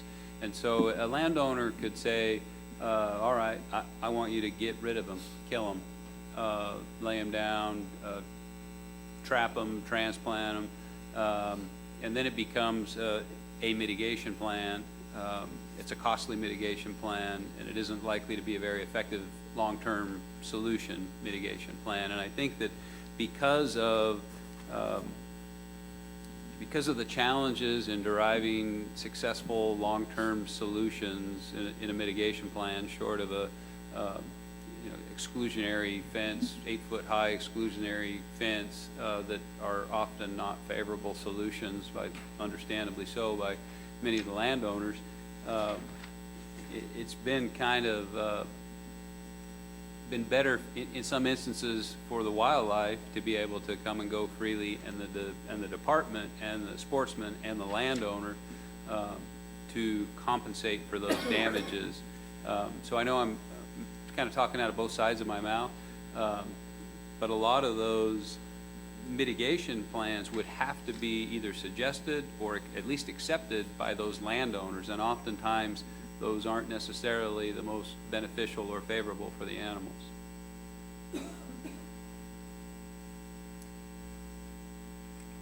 I understand that, but I think for the most part, what we've heard in the past is that what we essentially do is a rote prescription. We're sending people out, we're counting the deer or antelope on the land, and we're issuing tags accordingly. Like, there is no other strategy. It's like the de facto strategy, and our whole regulatory code speaks to all these other measurements that we're really not doing real time. And it leads to these ideas like, well, we feed them, so we should just get our tags. And I understand that mentality too. If I was owning a large bit of property out in the middle of nowhere, and I had the antelope, state's antelope and all the wildlife on my property, I would probably start to tend to think like that. But I don't know if that's necessarily, should we be curtailing that mindset? That's what I'm saying. And if that's truly it, what are we doing in order to stop it?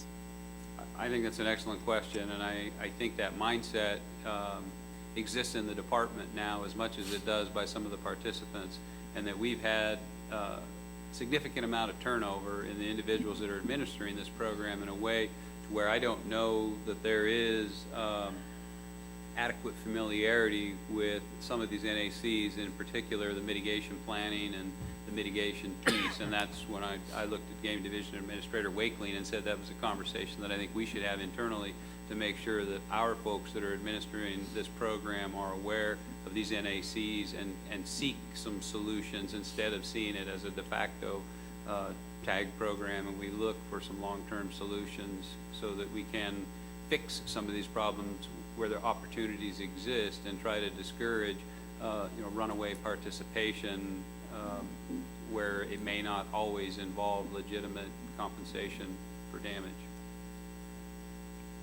Commissioner Olmberg.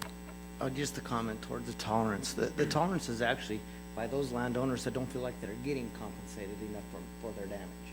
Not all areas are the same. There's some landowners that maybe feel that the tag is a compensation for the actual damages.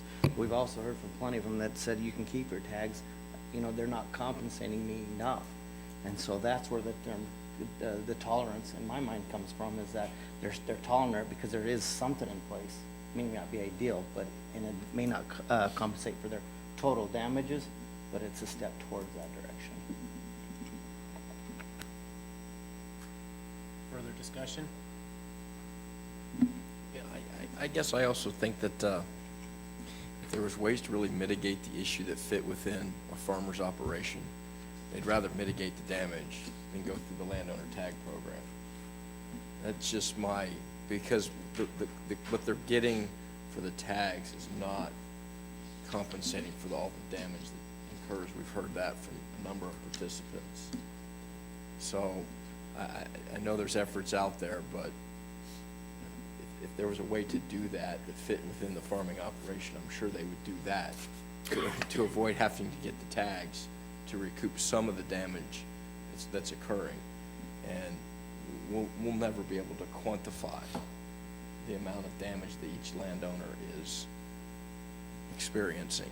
And that's why we have the counts and the numbers. I mean, I've been through a number of crop damage cases in very different scenarios, and I can assure you, trying to quantify the damage to a crop is an extraordinarily complicated process, even when you know what a root cause of the crop damage is. So.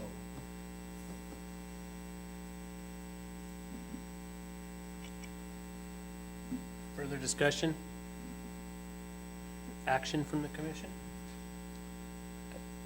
I would move that we give direction to the department to start the rulemaking process that would follow the proposal by the commission that uses the pro rata reduction if the number of qualifying tags exceeds the statutory cap. And then as a part of initiating the rulemaking process, this mathematical formula be sent out to the stakeholders, CABs, NGOs, the public, participants in the program, so they understand how this math would work if that statutory cap becomes an issue. I have a motion by Vice Chairman Johnson and a second by Commissioner Valentine. Is everyone clear on the motion? I'll call for the question. All in favor, say aye. Aye. Opposed? Hearing none, motion passes unanimously, 7-0. With that, we will close agenda item number 13. Thank you, Mr. Wakeling. And open agenda item number 14, Nevada Department of Wildlife Project Update, Secretary Wasley, informational. The commission has requested that the department provide regular project updates for ongoing projects and programs as appropriate based on geography and timing of meetings. These updates are intended to provide additional detail in addition to the summaries provided as part of the regular department activity report and are intended to educate the commission and public as to the department's ongoing duties and responsibilities. Thank you, Mr. Chairman. This afternoon, we have three relatively brief and relevant presentations. The first will be an update on the pitfall traps. There has been a request for that update several times. I believe Clark County CAB has made some reference to that, so we'll get a brief update as to those efforts. Second, we will get an update on a research project the department is presently conducting relative to mountain lions and incidentally caught in foothold traps.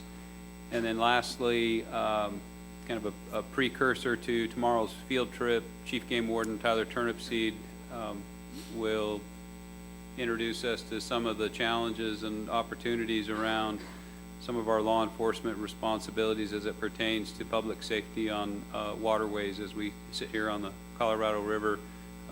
And he may reference some of the items that we'll be visiting tomorrow on the field trip. So with that, I'll turn it over to Jennifer Newmark, Division Administrator for the Wildlife Diversity Division. Good afternoon. Jennifer Newmark. I'm the Administrator of the Wildlife Diversity Division. I'm just going to provide you today with a brief update of our ongoing work in removing pitfall traps that we know about on the landscape. As you will recall, we've discussed this a couple of times before this commission. We know of approximately 700 traps that are in southern Nevada. We know these are a significant source of mortality for not only reptiles, but small mammals and invertebrates. So they are a high priority, not just for the department, but also for our partners, including the Bureau of Land Management. We have been informed that the collector-installed traps have been removed. And so the BLM has a crew that is out on the land right now, surveying those areas and verifying those traps were removed, and then removing and destroying any additional traps that they have. So just to provide you with a little bit of context of what the crew is experiencing when they are out there, there are some traps that are pretty easily found. You can see the photo on the right there. It's got tire tracks leading to it. It's fairly open, as opposed to the trap that's on the left there that's partially buried. And so it is difficult to find these traps on the landscape. They're often placed near or under bushes. And so when the crew is going down, let's say a dirt road and looking for these traps, they are spending a significant amount of time walking around and trying to locate traps that may not have been detected before, so that we can be confident that we really are removing everything in a particular area.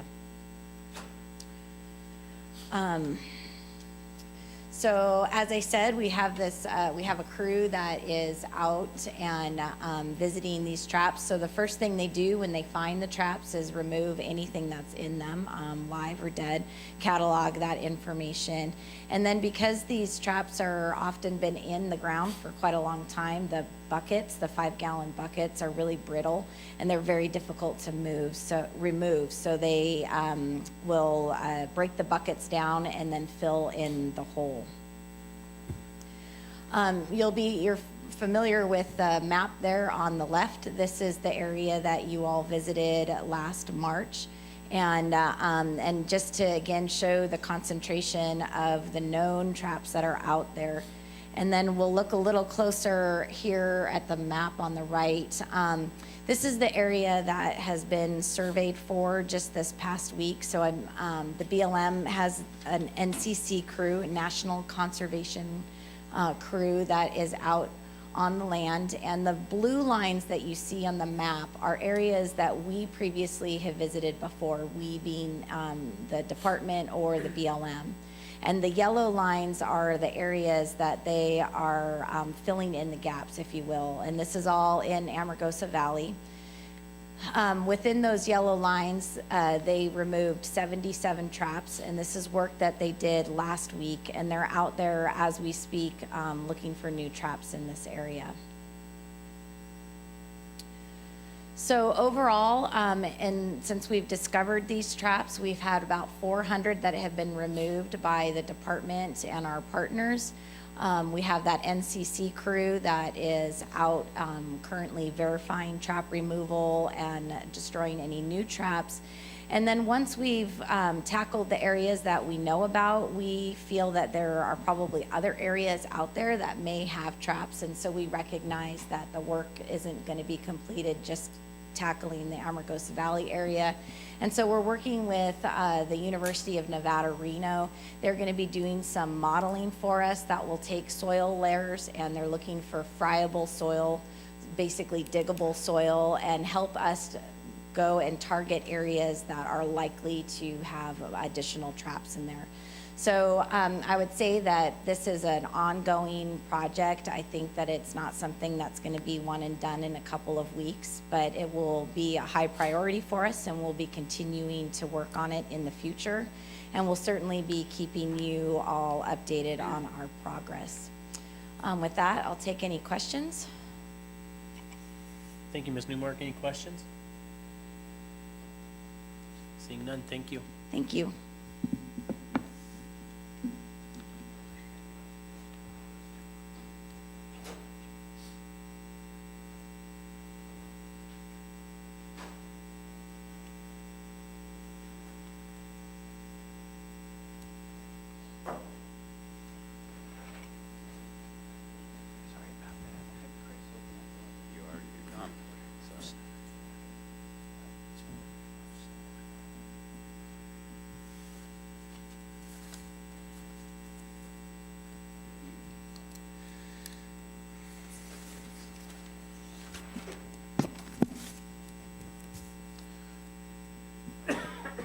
Mr. Chairman and members of the commission, Brian Wakeling, Game Chief Endow. We wanted to give you a little update on something that's fairly sensational, I guess you might say. We've gotten a lot of questions recently regarding an ongoing study that the department has, and that study is one we've initiated a couple of years ago regarding mountain lions that get caught in foothold traps. Mountain lions aren't allowed to be taken in that fashion. Regulation prescribes that if one is caught, that it should be returned to the department should be contacted, and we should be part of the release process.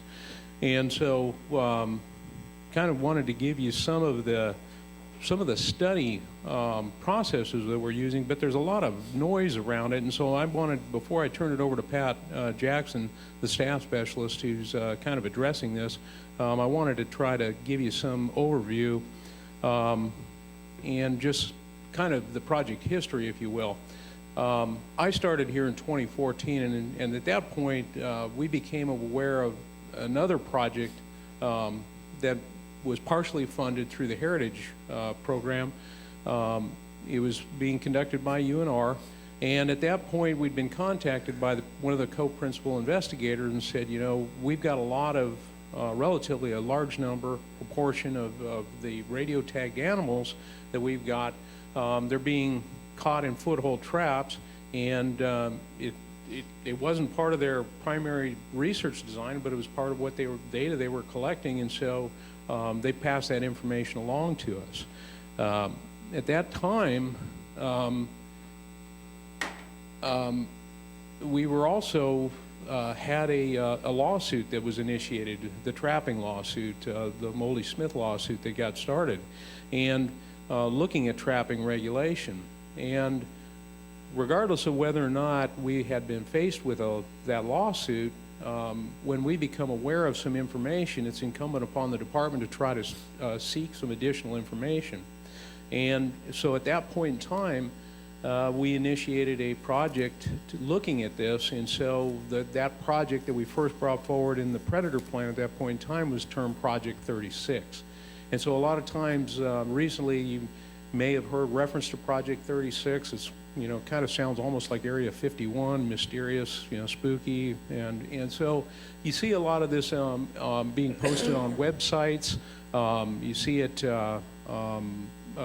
Facebook and things of that nature, and there's it's referenced an awful lot even in that ongoing litigation. the challenge, and these are the goals specifically that were taken out of that draft predator plan at that point in time. And our goals were to understand how the incidental captures of mountain lions and foothold traps affect their survival rates. And so is there an influence on survival if they're captured in there?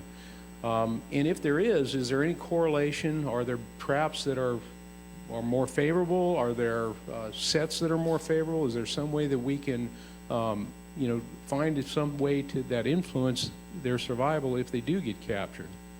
Ultimately, we wanted a decision matrix that would help a warden or a biologist that responded to this, that would help them make a decision whether or not an animal should be euthanized or given a chance to live. This was a project that was being developed during the legislative session when the Assembly Bill 78 was ultimately adopted. So there was an awful lot of conversation at the time about whether or not it was even appropriate to be using the funds for this type of research. This was not research that was designed to lethally remove animals. There was discussion within the Wildlife Damage Management Committee about this. The department made the decision to withdraw the project from consideration because it kind of clouded that overall legislative intent of the discussions that were going on. And so there's some misperception that, while there was certainly some question about whether or not it was the highest priority for the predator fees to be used on, the department made the decision to withdraw that and go ahead and fund it through sportsman's revenue. And because it's a non-lethal project, part of our funding that we can also use is Pittman-Robertson dollars, and so only 25% of the cost of the study has to be sportsman's revenue. We're able to use the Pittman-Robertson fund to do this. We're also aware currently that a manuscript is shortly to be published that details some of the findings that those UNR researchers were involved in, and that is going to have some influence. It's in the peer review process. We did have some opportunity to review that, provide comments to it. We had some questions and concerns about parts of it. But this has also been some of the questions we received during our depositions in association with the Smith-Mosley lawsuit, dealing with what's our level of knowledge? Because of our level of knowledge, have we chosen to influence any changes? Have we anticipated any changes to what we're doing from a management standpoint? And personally, some of my responses were specific that this was something we did take very serious, and that we were already implementing this research project because of some of the questions that had come up.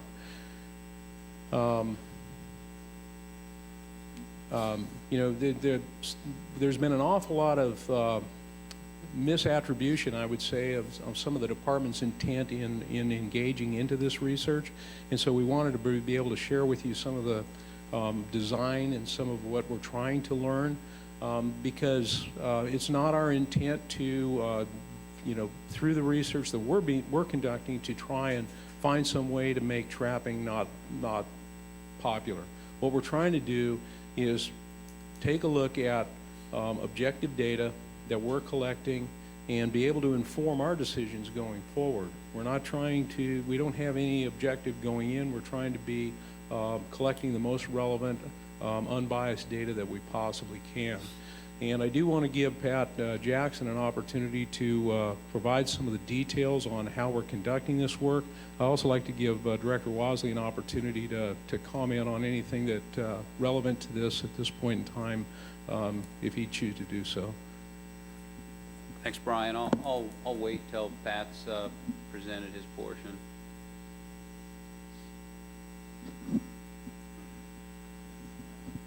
Pat Jackson, Staff Specialist for the record. So the main goals of this project are three, and really the primary goal is to determine the survival of mountain lions accidentally caught in foothold traps with a larger sample size. The sample size in the manuscript previously mentioned is, in my opinion, very small, and we're curious if this happens throughout at the same rate around the state or in areas that have higher human occupancy. And then also what types of traps and sets that the traps are in can minimize injury. 100% anecdotal, but I was told by a trapper once that he thought more mountain lions were captured once bobcat trappers went from cubby sets to walkthrough sets. Completely anecdotal, but that's just something that could add to theory. And then what signs and symptoms can field personnel use to decide when to release a mountain lion? We've had some mountain lions that the decision was made to euthanize on the spot that our veterinarian disagreed with, that looked fairly bad, but she thought would have healed just fine. And then there's the flip side where it might look like a fairly minimum injury, but lead to chronic issues and potentially death. So we're trying to give that decision matrix to our folks in the field. And then deploying GPS collars on mountain lions, which is a component of this project. We're looking at mountain lion movements, or at least have the ability to see how much those change immediately after release, and if that changes over time. Ideally, we would have a collar on a mountain lion before it would be captured, so we would know a pre and post, but that's really not an option. And then also their prey selection. I may be sending technicians out this summer to visit mountain lion kill sites that are identified with GPS clusters to see if mountain lion prey selection does or does not change over time, and then healed injuries over time. According to our veterinarian, Perry, anytime after 6 months we can recapture and x-ray the digit that this mountain lion was caught to see how well it's healing up. And so there's 3 main entry points that a mountain lion might enter our data set, and that would be caught and euthanized at the set, and that would be the injuries are deemed unfit for release. That still provides us with trap type and trap set data. A mountain lion caught and released on site, no collar. There are times where it might be a lactating female. We don't want to bring her in because she obviously has kittens, or if the lion animal's too small to receive a collar, we would just release that animal on site. Again, we would get that trap data, but not information on the animal, and nor x-rays. And then mountain lion caught, collared, and released. Right now, we're bringing them in for x-rays and to also address injuries that they have and potentially receive antibiotics. And so that data set would be the trap data, animal data on the actual animal and the injury, which would result in x-rays, and then also released, and then the GPS data. And so far we've collared 4 animals in 2016 and having 10 total pictures of traps and sets. We kind of got off to a rocky start where we had some employees just releasing animals, not understanding completely the data that we wanted.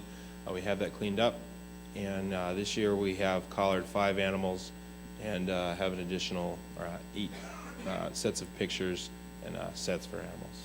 And with that, Director Wasley can elaborate, and or any of the 3 of us can entertain questions. Thanks, Pat. I guess our thinking in having this on the agenda today, I don't know if the commission has had the same level of communication that some of us in the department have had. There's been some photographs, that some of which were obtained through the discovery process and the ongoing lawsuit that the commission and the department has been named in.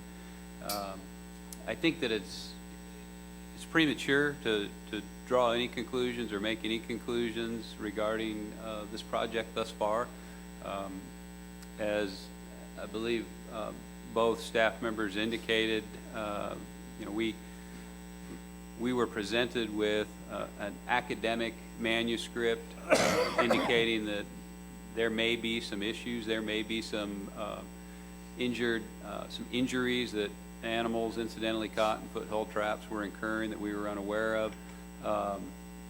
I was questioned through the deposition process about, was I aware of that science, and did we incorporate that science? And my response was, we get information and science presented to us every commission meeting, and what people do is they grab science that validates their perspectives, right, wrong, or indifferent. And that if we, as a commission or an agency, adopted all the science that was presented to us, we would be all over the place. And that it's incumbent upon us to conduct objective research to derive some of our, or arrive at some of our own answers. So I think that was part of the motivation. I know that was part of the motivation here.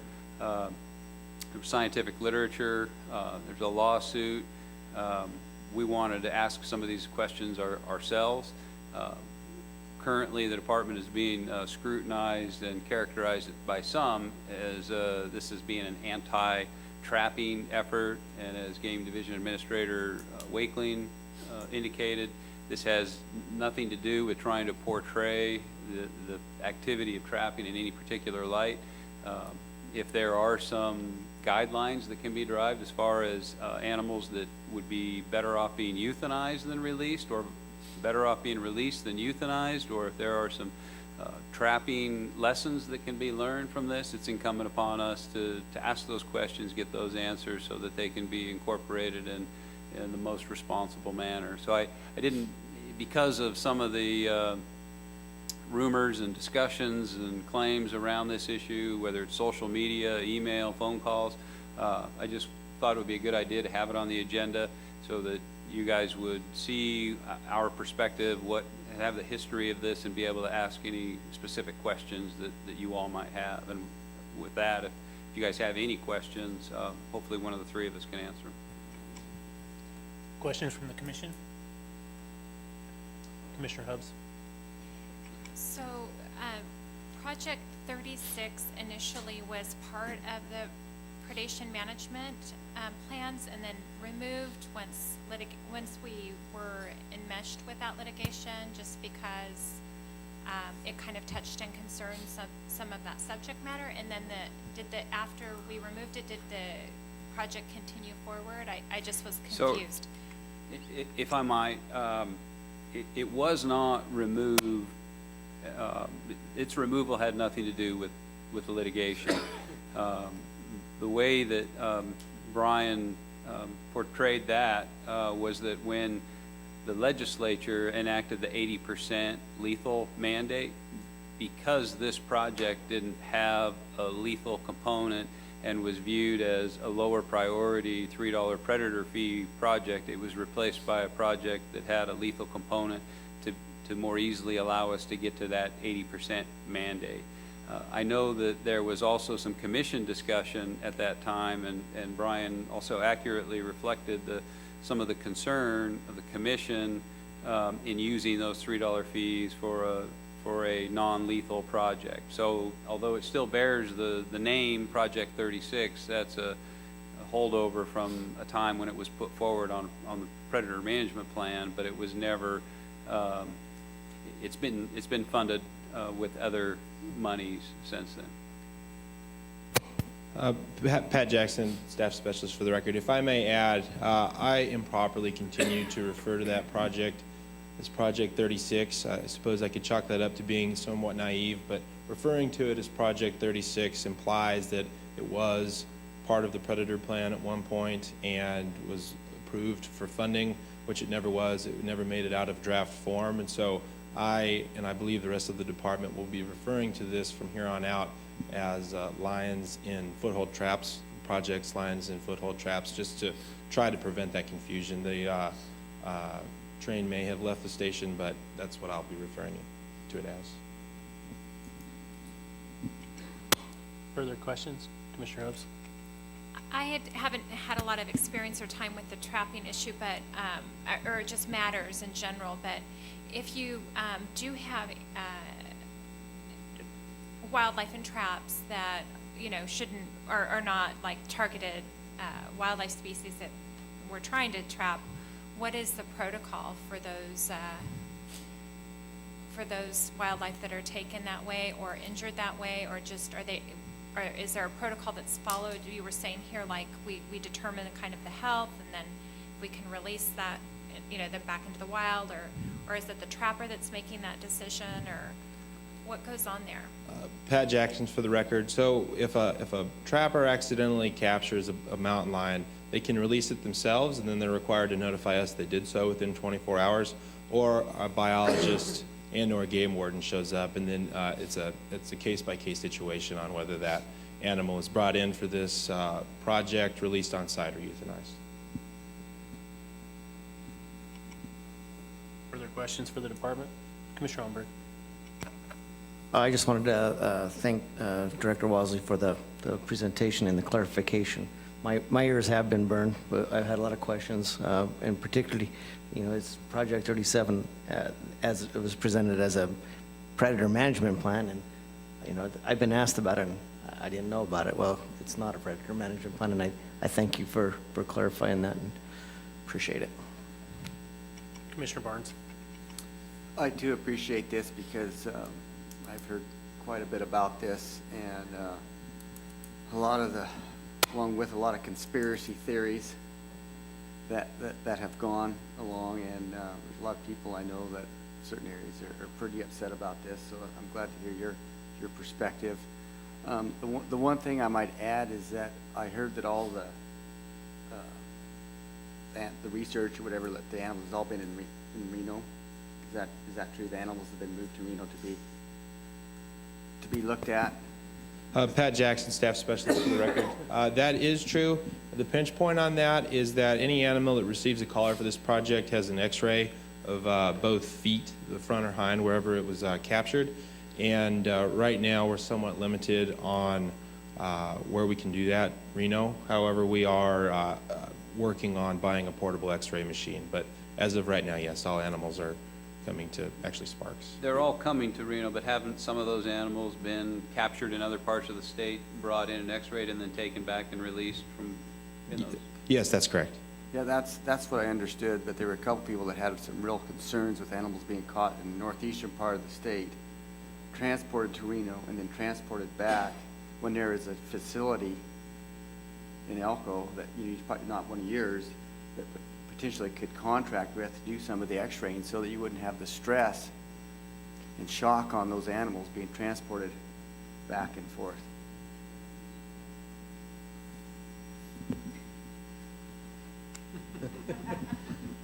I think I'm supposed to pitch a fastball. Yeah, absolutely. We're certainly looking at every possible way that we can facilitate this. We're certainly looking for opportunities. One of the things that we've monitored with the ability to hold an animal overnight, we're able to anesthetize the animal, be able to hold it with and actually provide liquids to the animal subcutaneously. The animals, even with the current handling, what we're trying to have is a consistent single point, single person looking at this. There's certainly the opportunity to expand that opportunity, reduce costs, and something that we'll definitely be looking into. Thank you. Further questions or comments from the commission?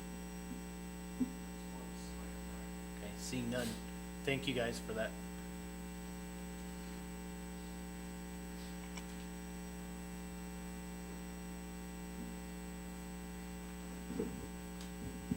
Let's do the spreadsheet first, then.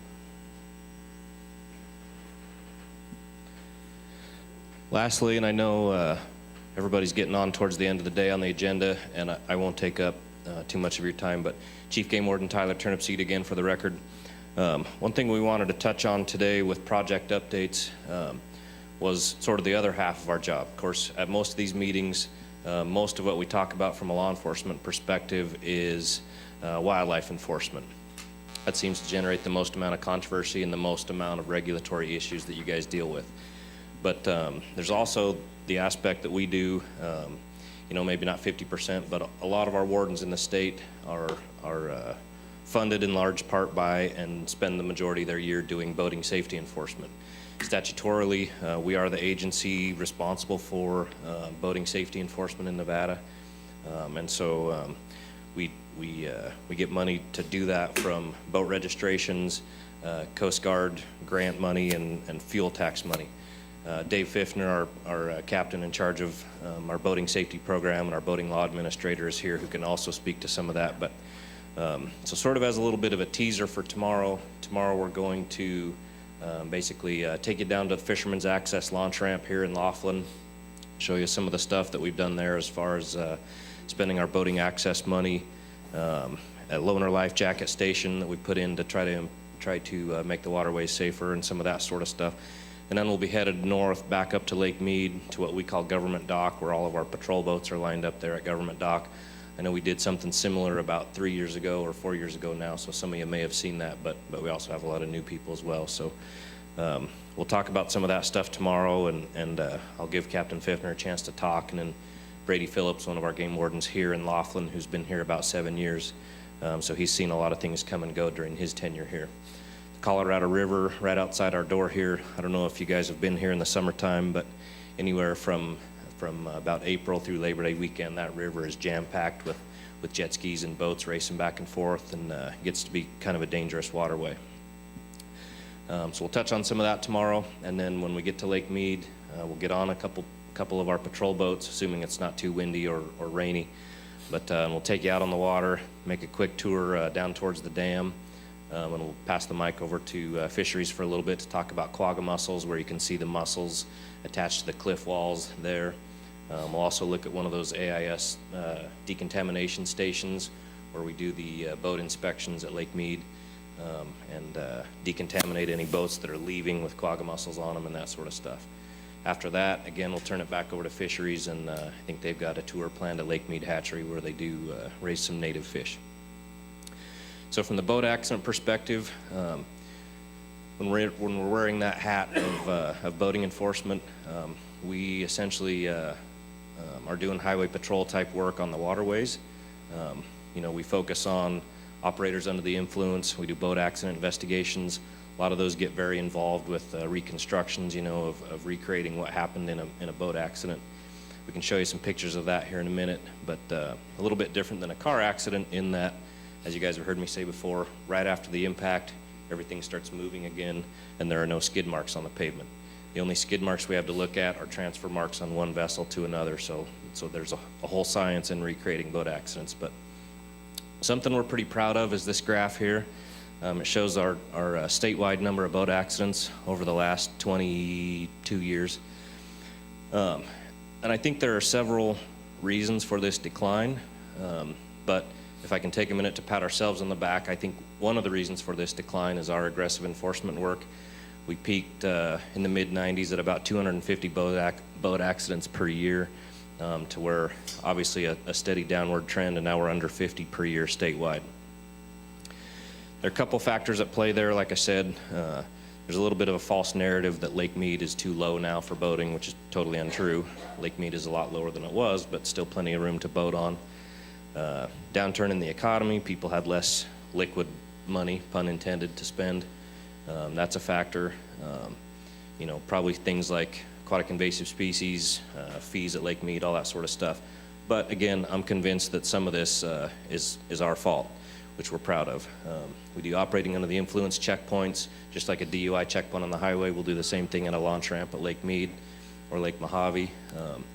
We've got a pretty aggressive boating education marketing campaign with billboards, wear your life jacket advertisements, that kind of stuff.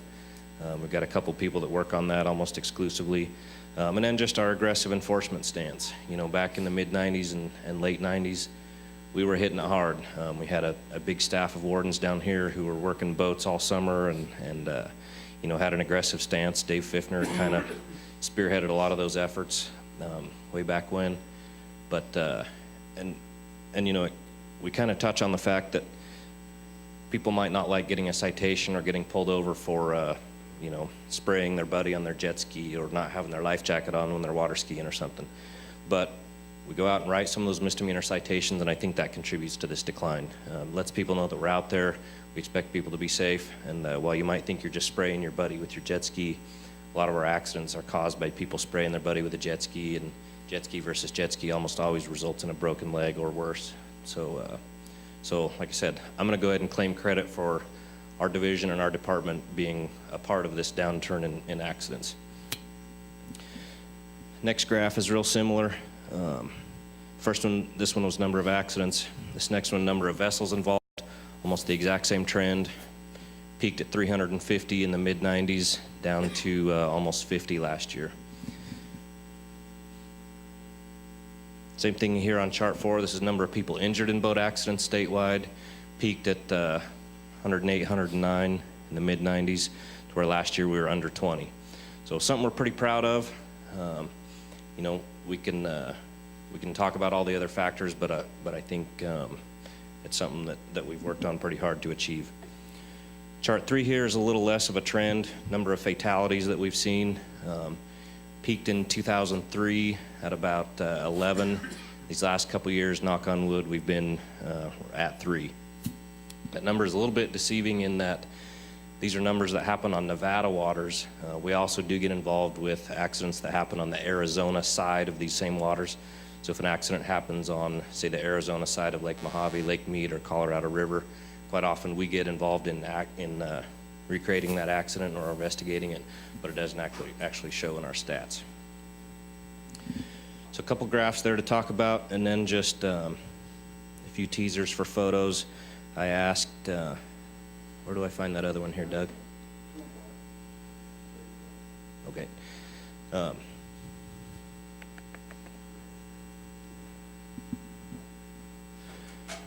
Like I said, one of our wardens here in Laughlin is Brady Phillips. I asked him just for a few boat accident photos of accidents that he's worked in the last couple years, just to go through a few of these. This one's Lake Mojave, which is the Stillwater Lake, obviously just upstream from us here. Sunken vessel that had caught on fire and then ended up sinking. We get a lot of jet ski versus jet ski accidents. One of the things that Brady will talk about tomorrow, and possibly Dave Fiffner, is rental jet skis. Here on the Colorado River, there's a huge industry in renting out jet skis for tourists who come to town. We've implemented some really strict education requirements on rental agencies on the Nevada side, in which, you know, if somebody comes up to rent a boat, they have to go through the safety training or have an education card that they've got a safe boater's license in their home state, all that kind of stuff. We had issues for a long time with those rental agencies just moving across the river to the Arizona side, where Bullhead City is the primary agency, because they didn't have as strict requirements on education. I understand that they've now since passed an ordinance as well, tightening down on the rental agencies a little bit, but we get a lot of jet ski versus jet ski accidents. This particular one collided with 3 others, and then the subject fled the scene, and so it was a hit and run accident basically. Our wardens were able to track that person down and end up with an arrest. This one ran aground. The Colorado River fluctuates up and down throughout the day, and unlike most of our waterways, Lake Mead, Lake Tahoe, Lake Mojave, Lahontan, being big reservoirs, the Colorado River, whole different boating atmosphere.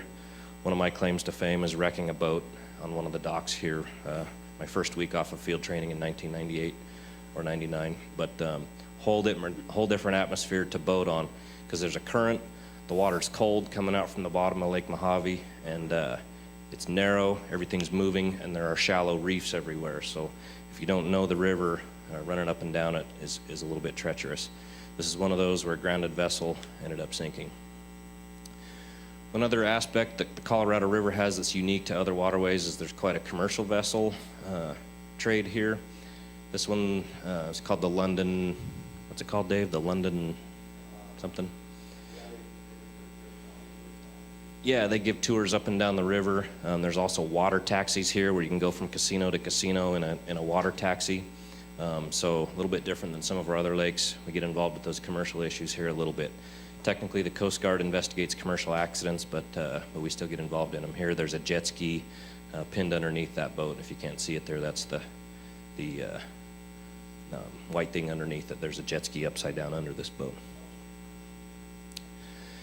Here, a single PWC ran into the wall on the side of the river near the hotels with severe injury.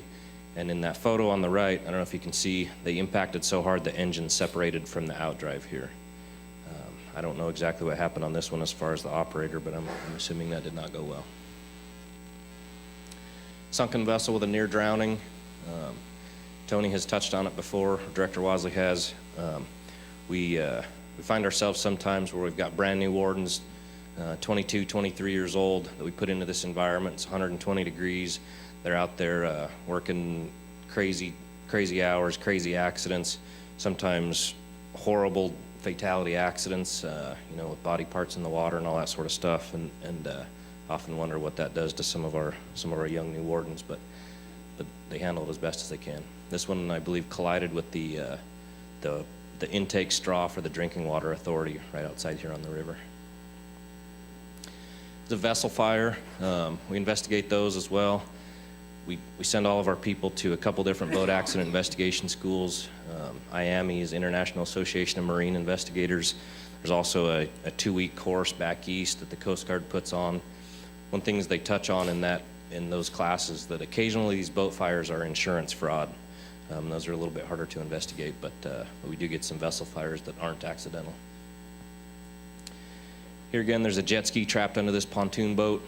The jet ski hit the pontoon boat and ended up underneath it. That one put a couple people in the hospital.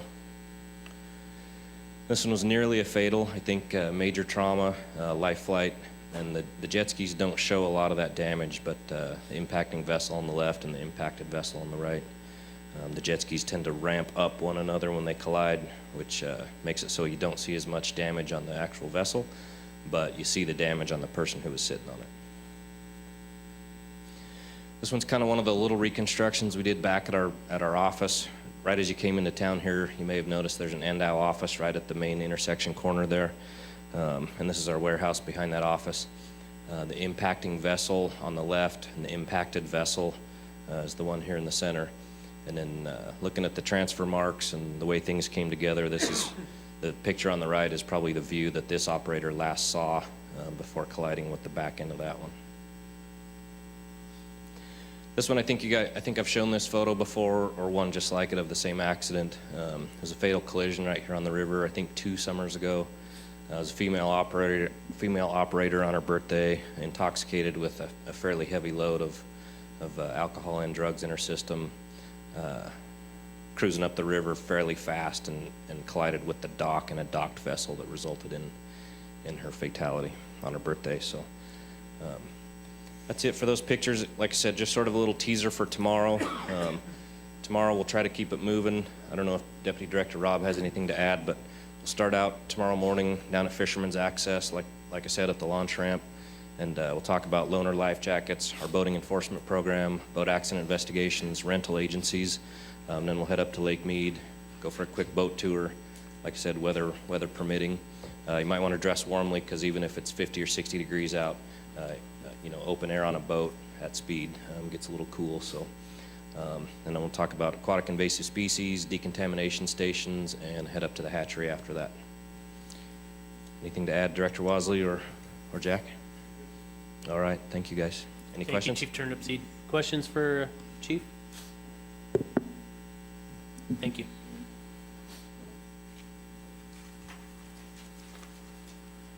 With that, I believe that was our last of the 3 presentations, correct?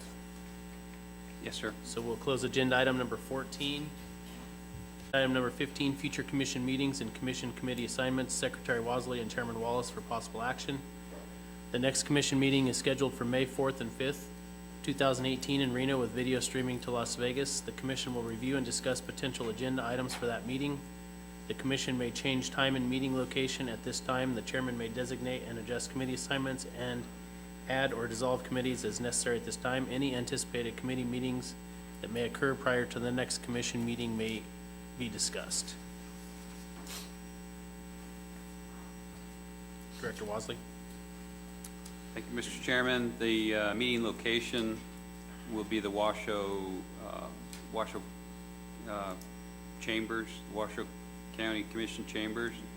The committee meetings will be held at the Valley Road office due to the lack of availability of the County Commission Chambers for those.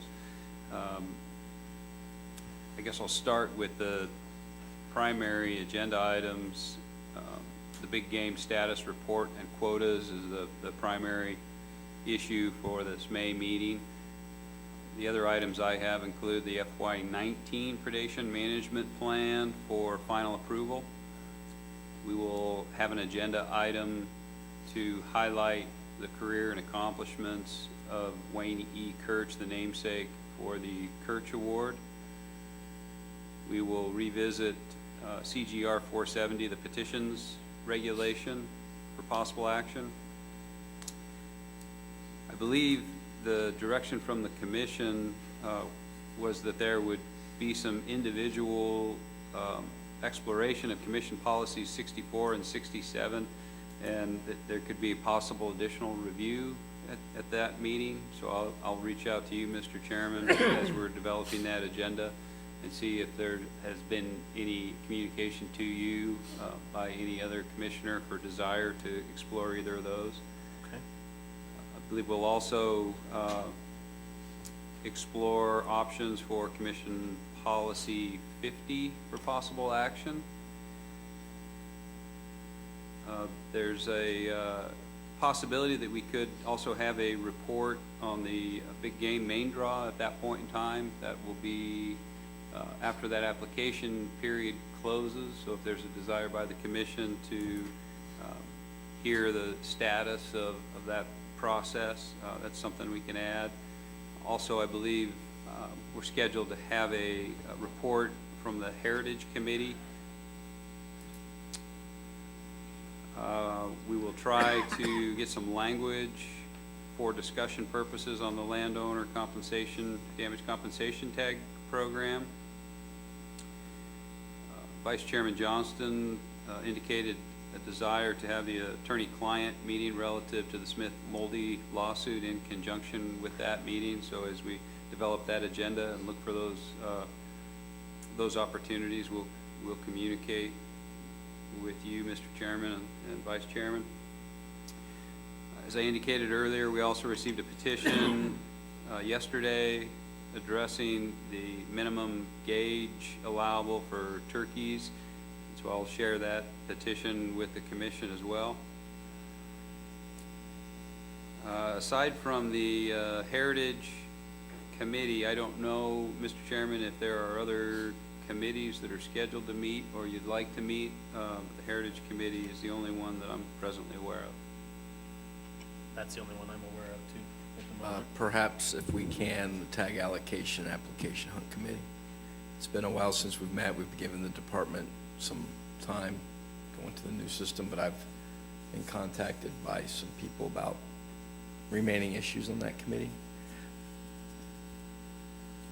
I have a question.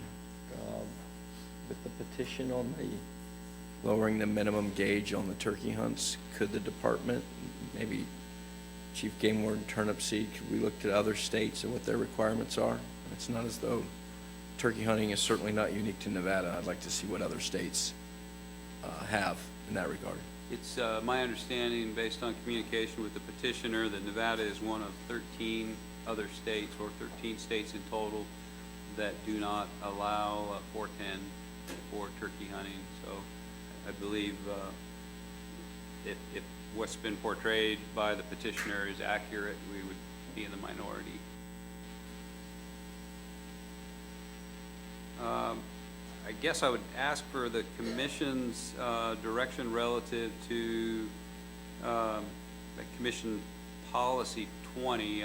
We can go through the minutes and see specifically where that ended, but I did hear some discussion about the possibility of a commission-based stamp, something maybe more broadly than waterfowl. We talked about the duck stamp. Maybe these are separate issues. Maybe we look at Commission Policy 20 that deals strictly with the state duck stamp, and then talk about perhaps a replacement program more broadly as a separate issue. But I just wanted to make sure I had clear direction on that. I think let me think that one over a little bit more and see what we can come up with there.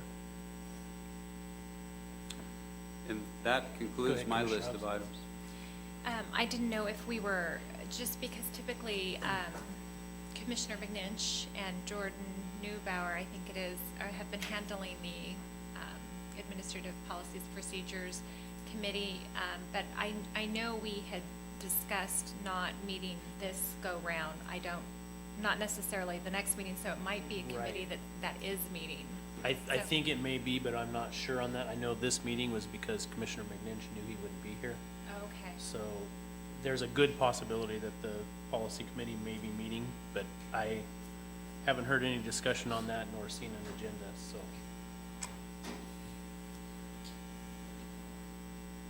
Okay, I believe that concludes my list of agenda items, Mr. Chairman. And I think you covered them all, but that'll be quite the list anyway, so I think. Yeah, quotas in and of themselves is a big Right. issue, a big item.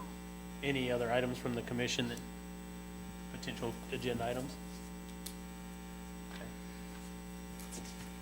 All right, well, seeing none, I don't see anything we need any action on for this particular agenda item. Do you have anything further, Director Wasley? Just wanted to make the commission aware I would not be participating in the field trip tomorrow. Got a family-related issue to tend to up in Oregon. I'll be headed there this evening, so thank you. Okay.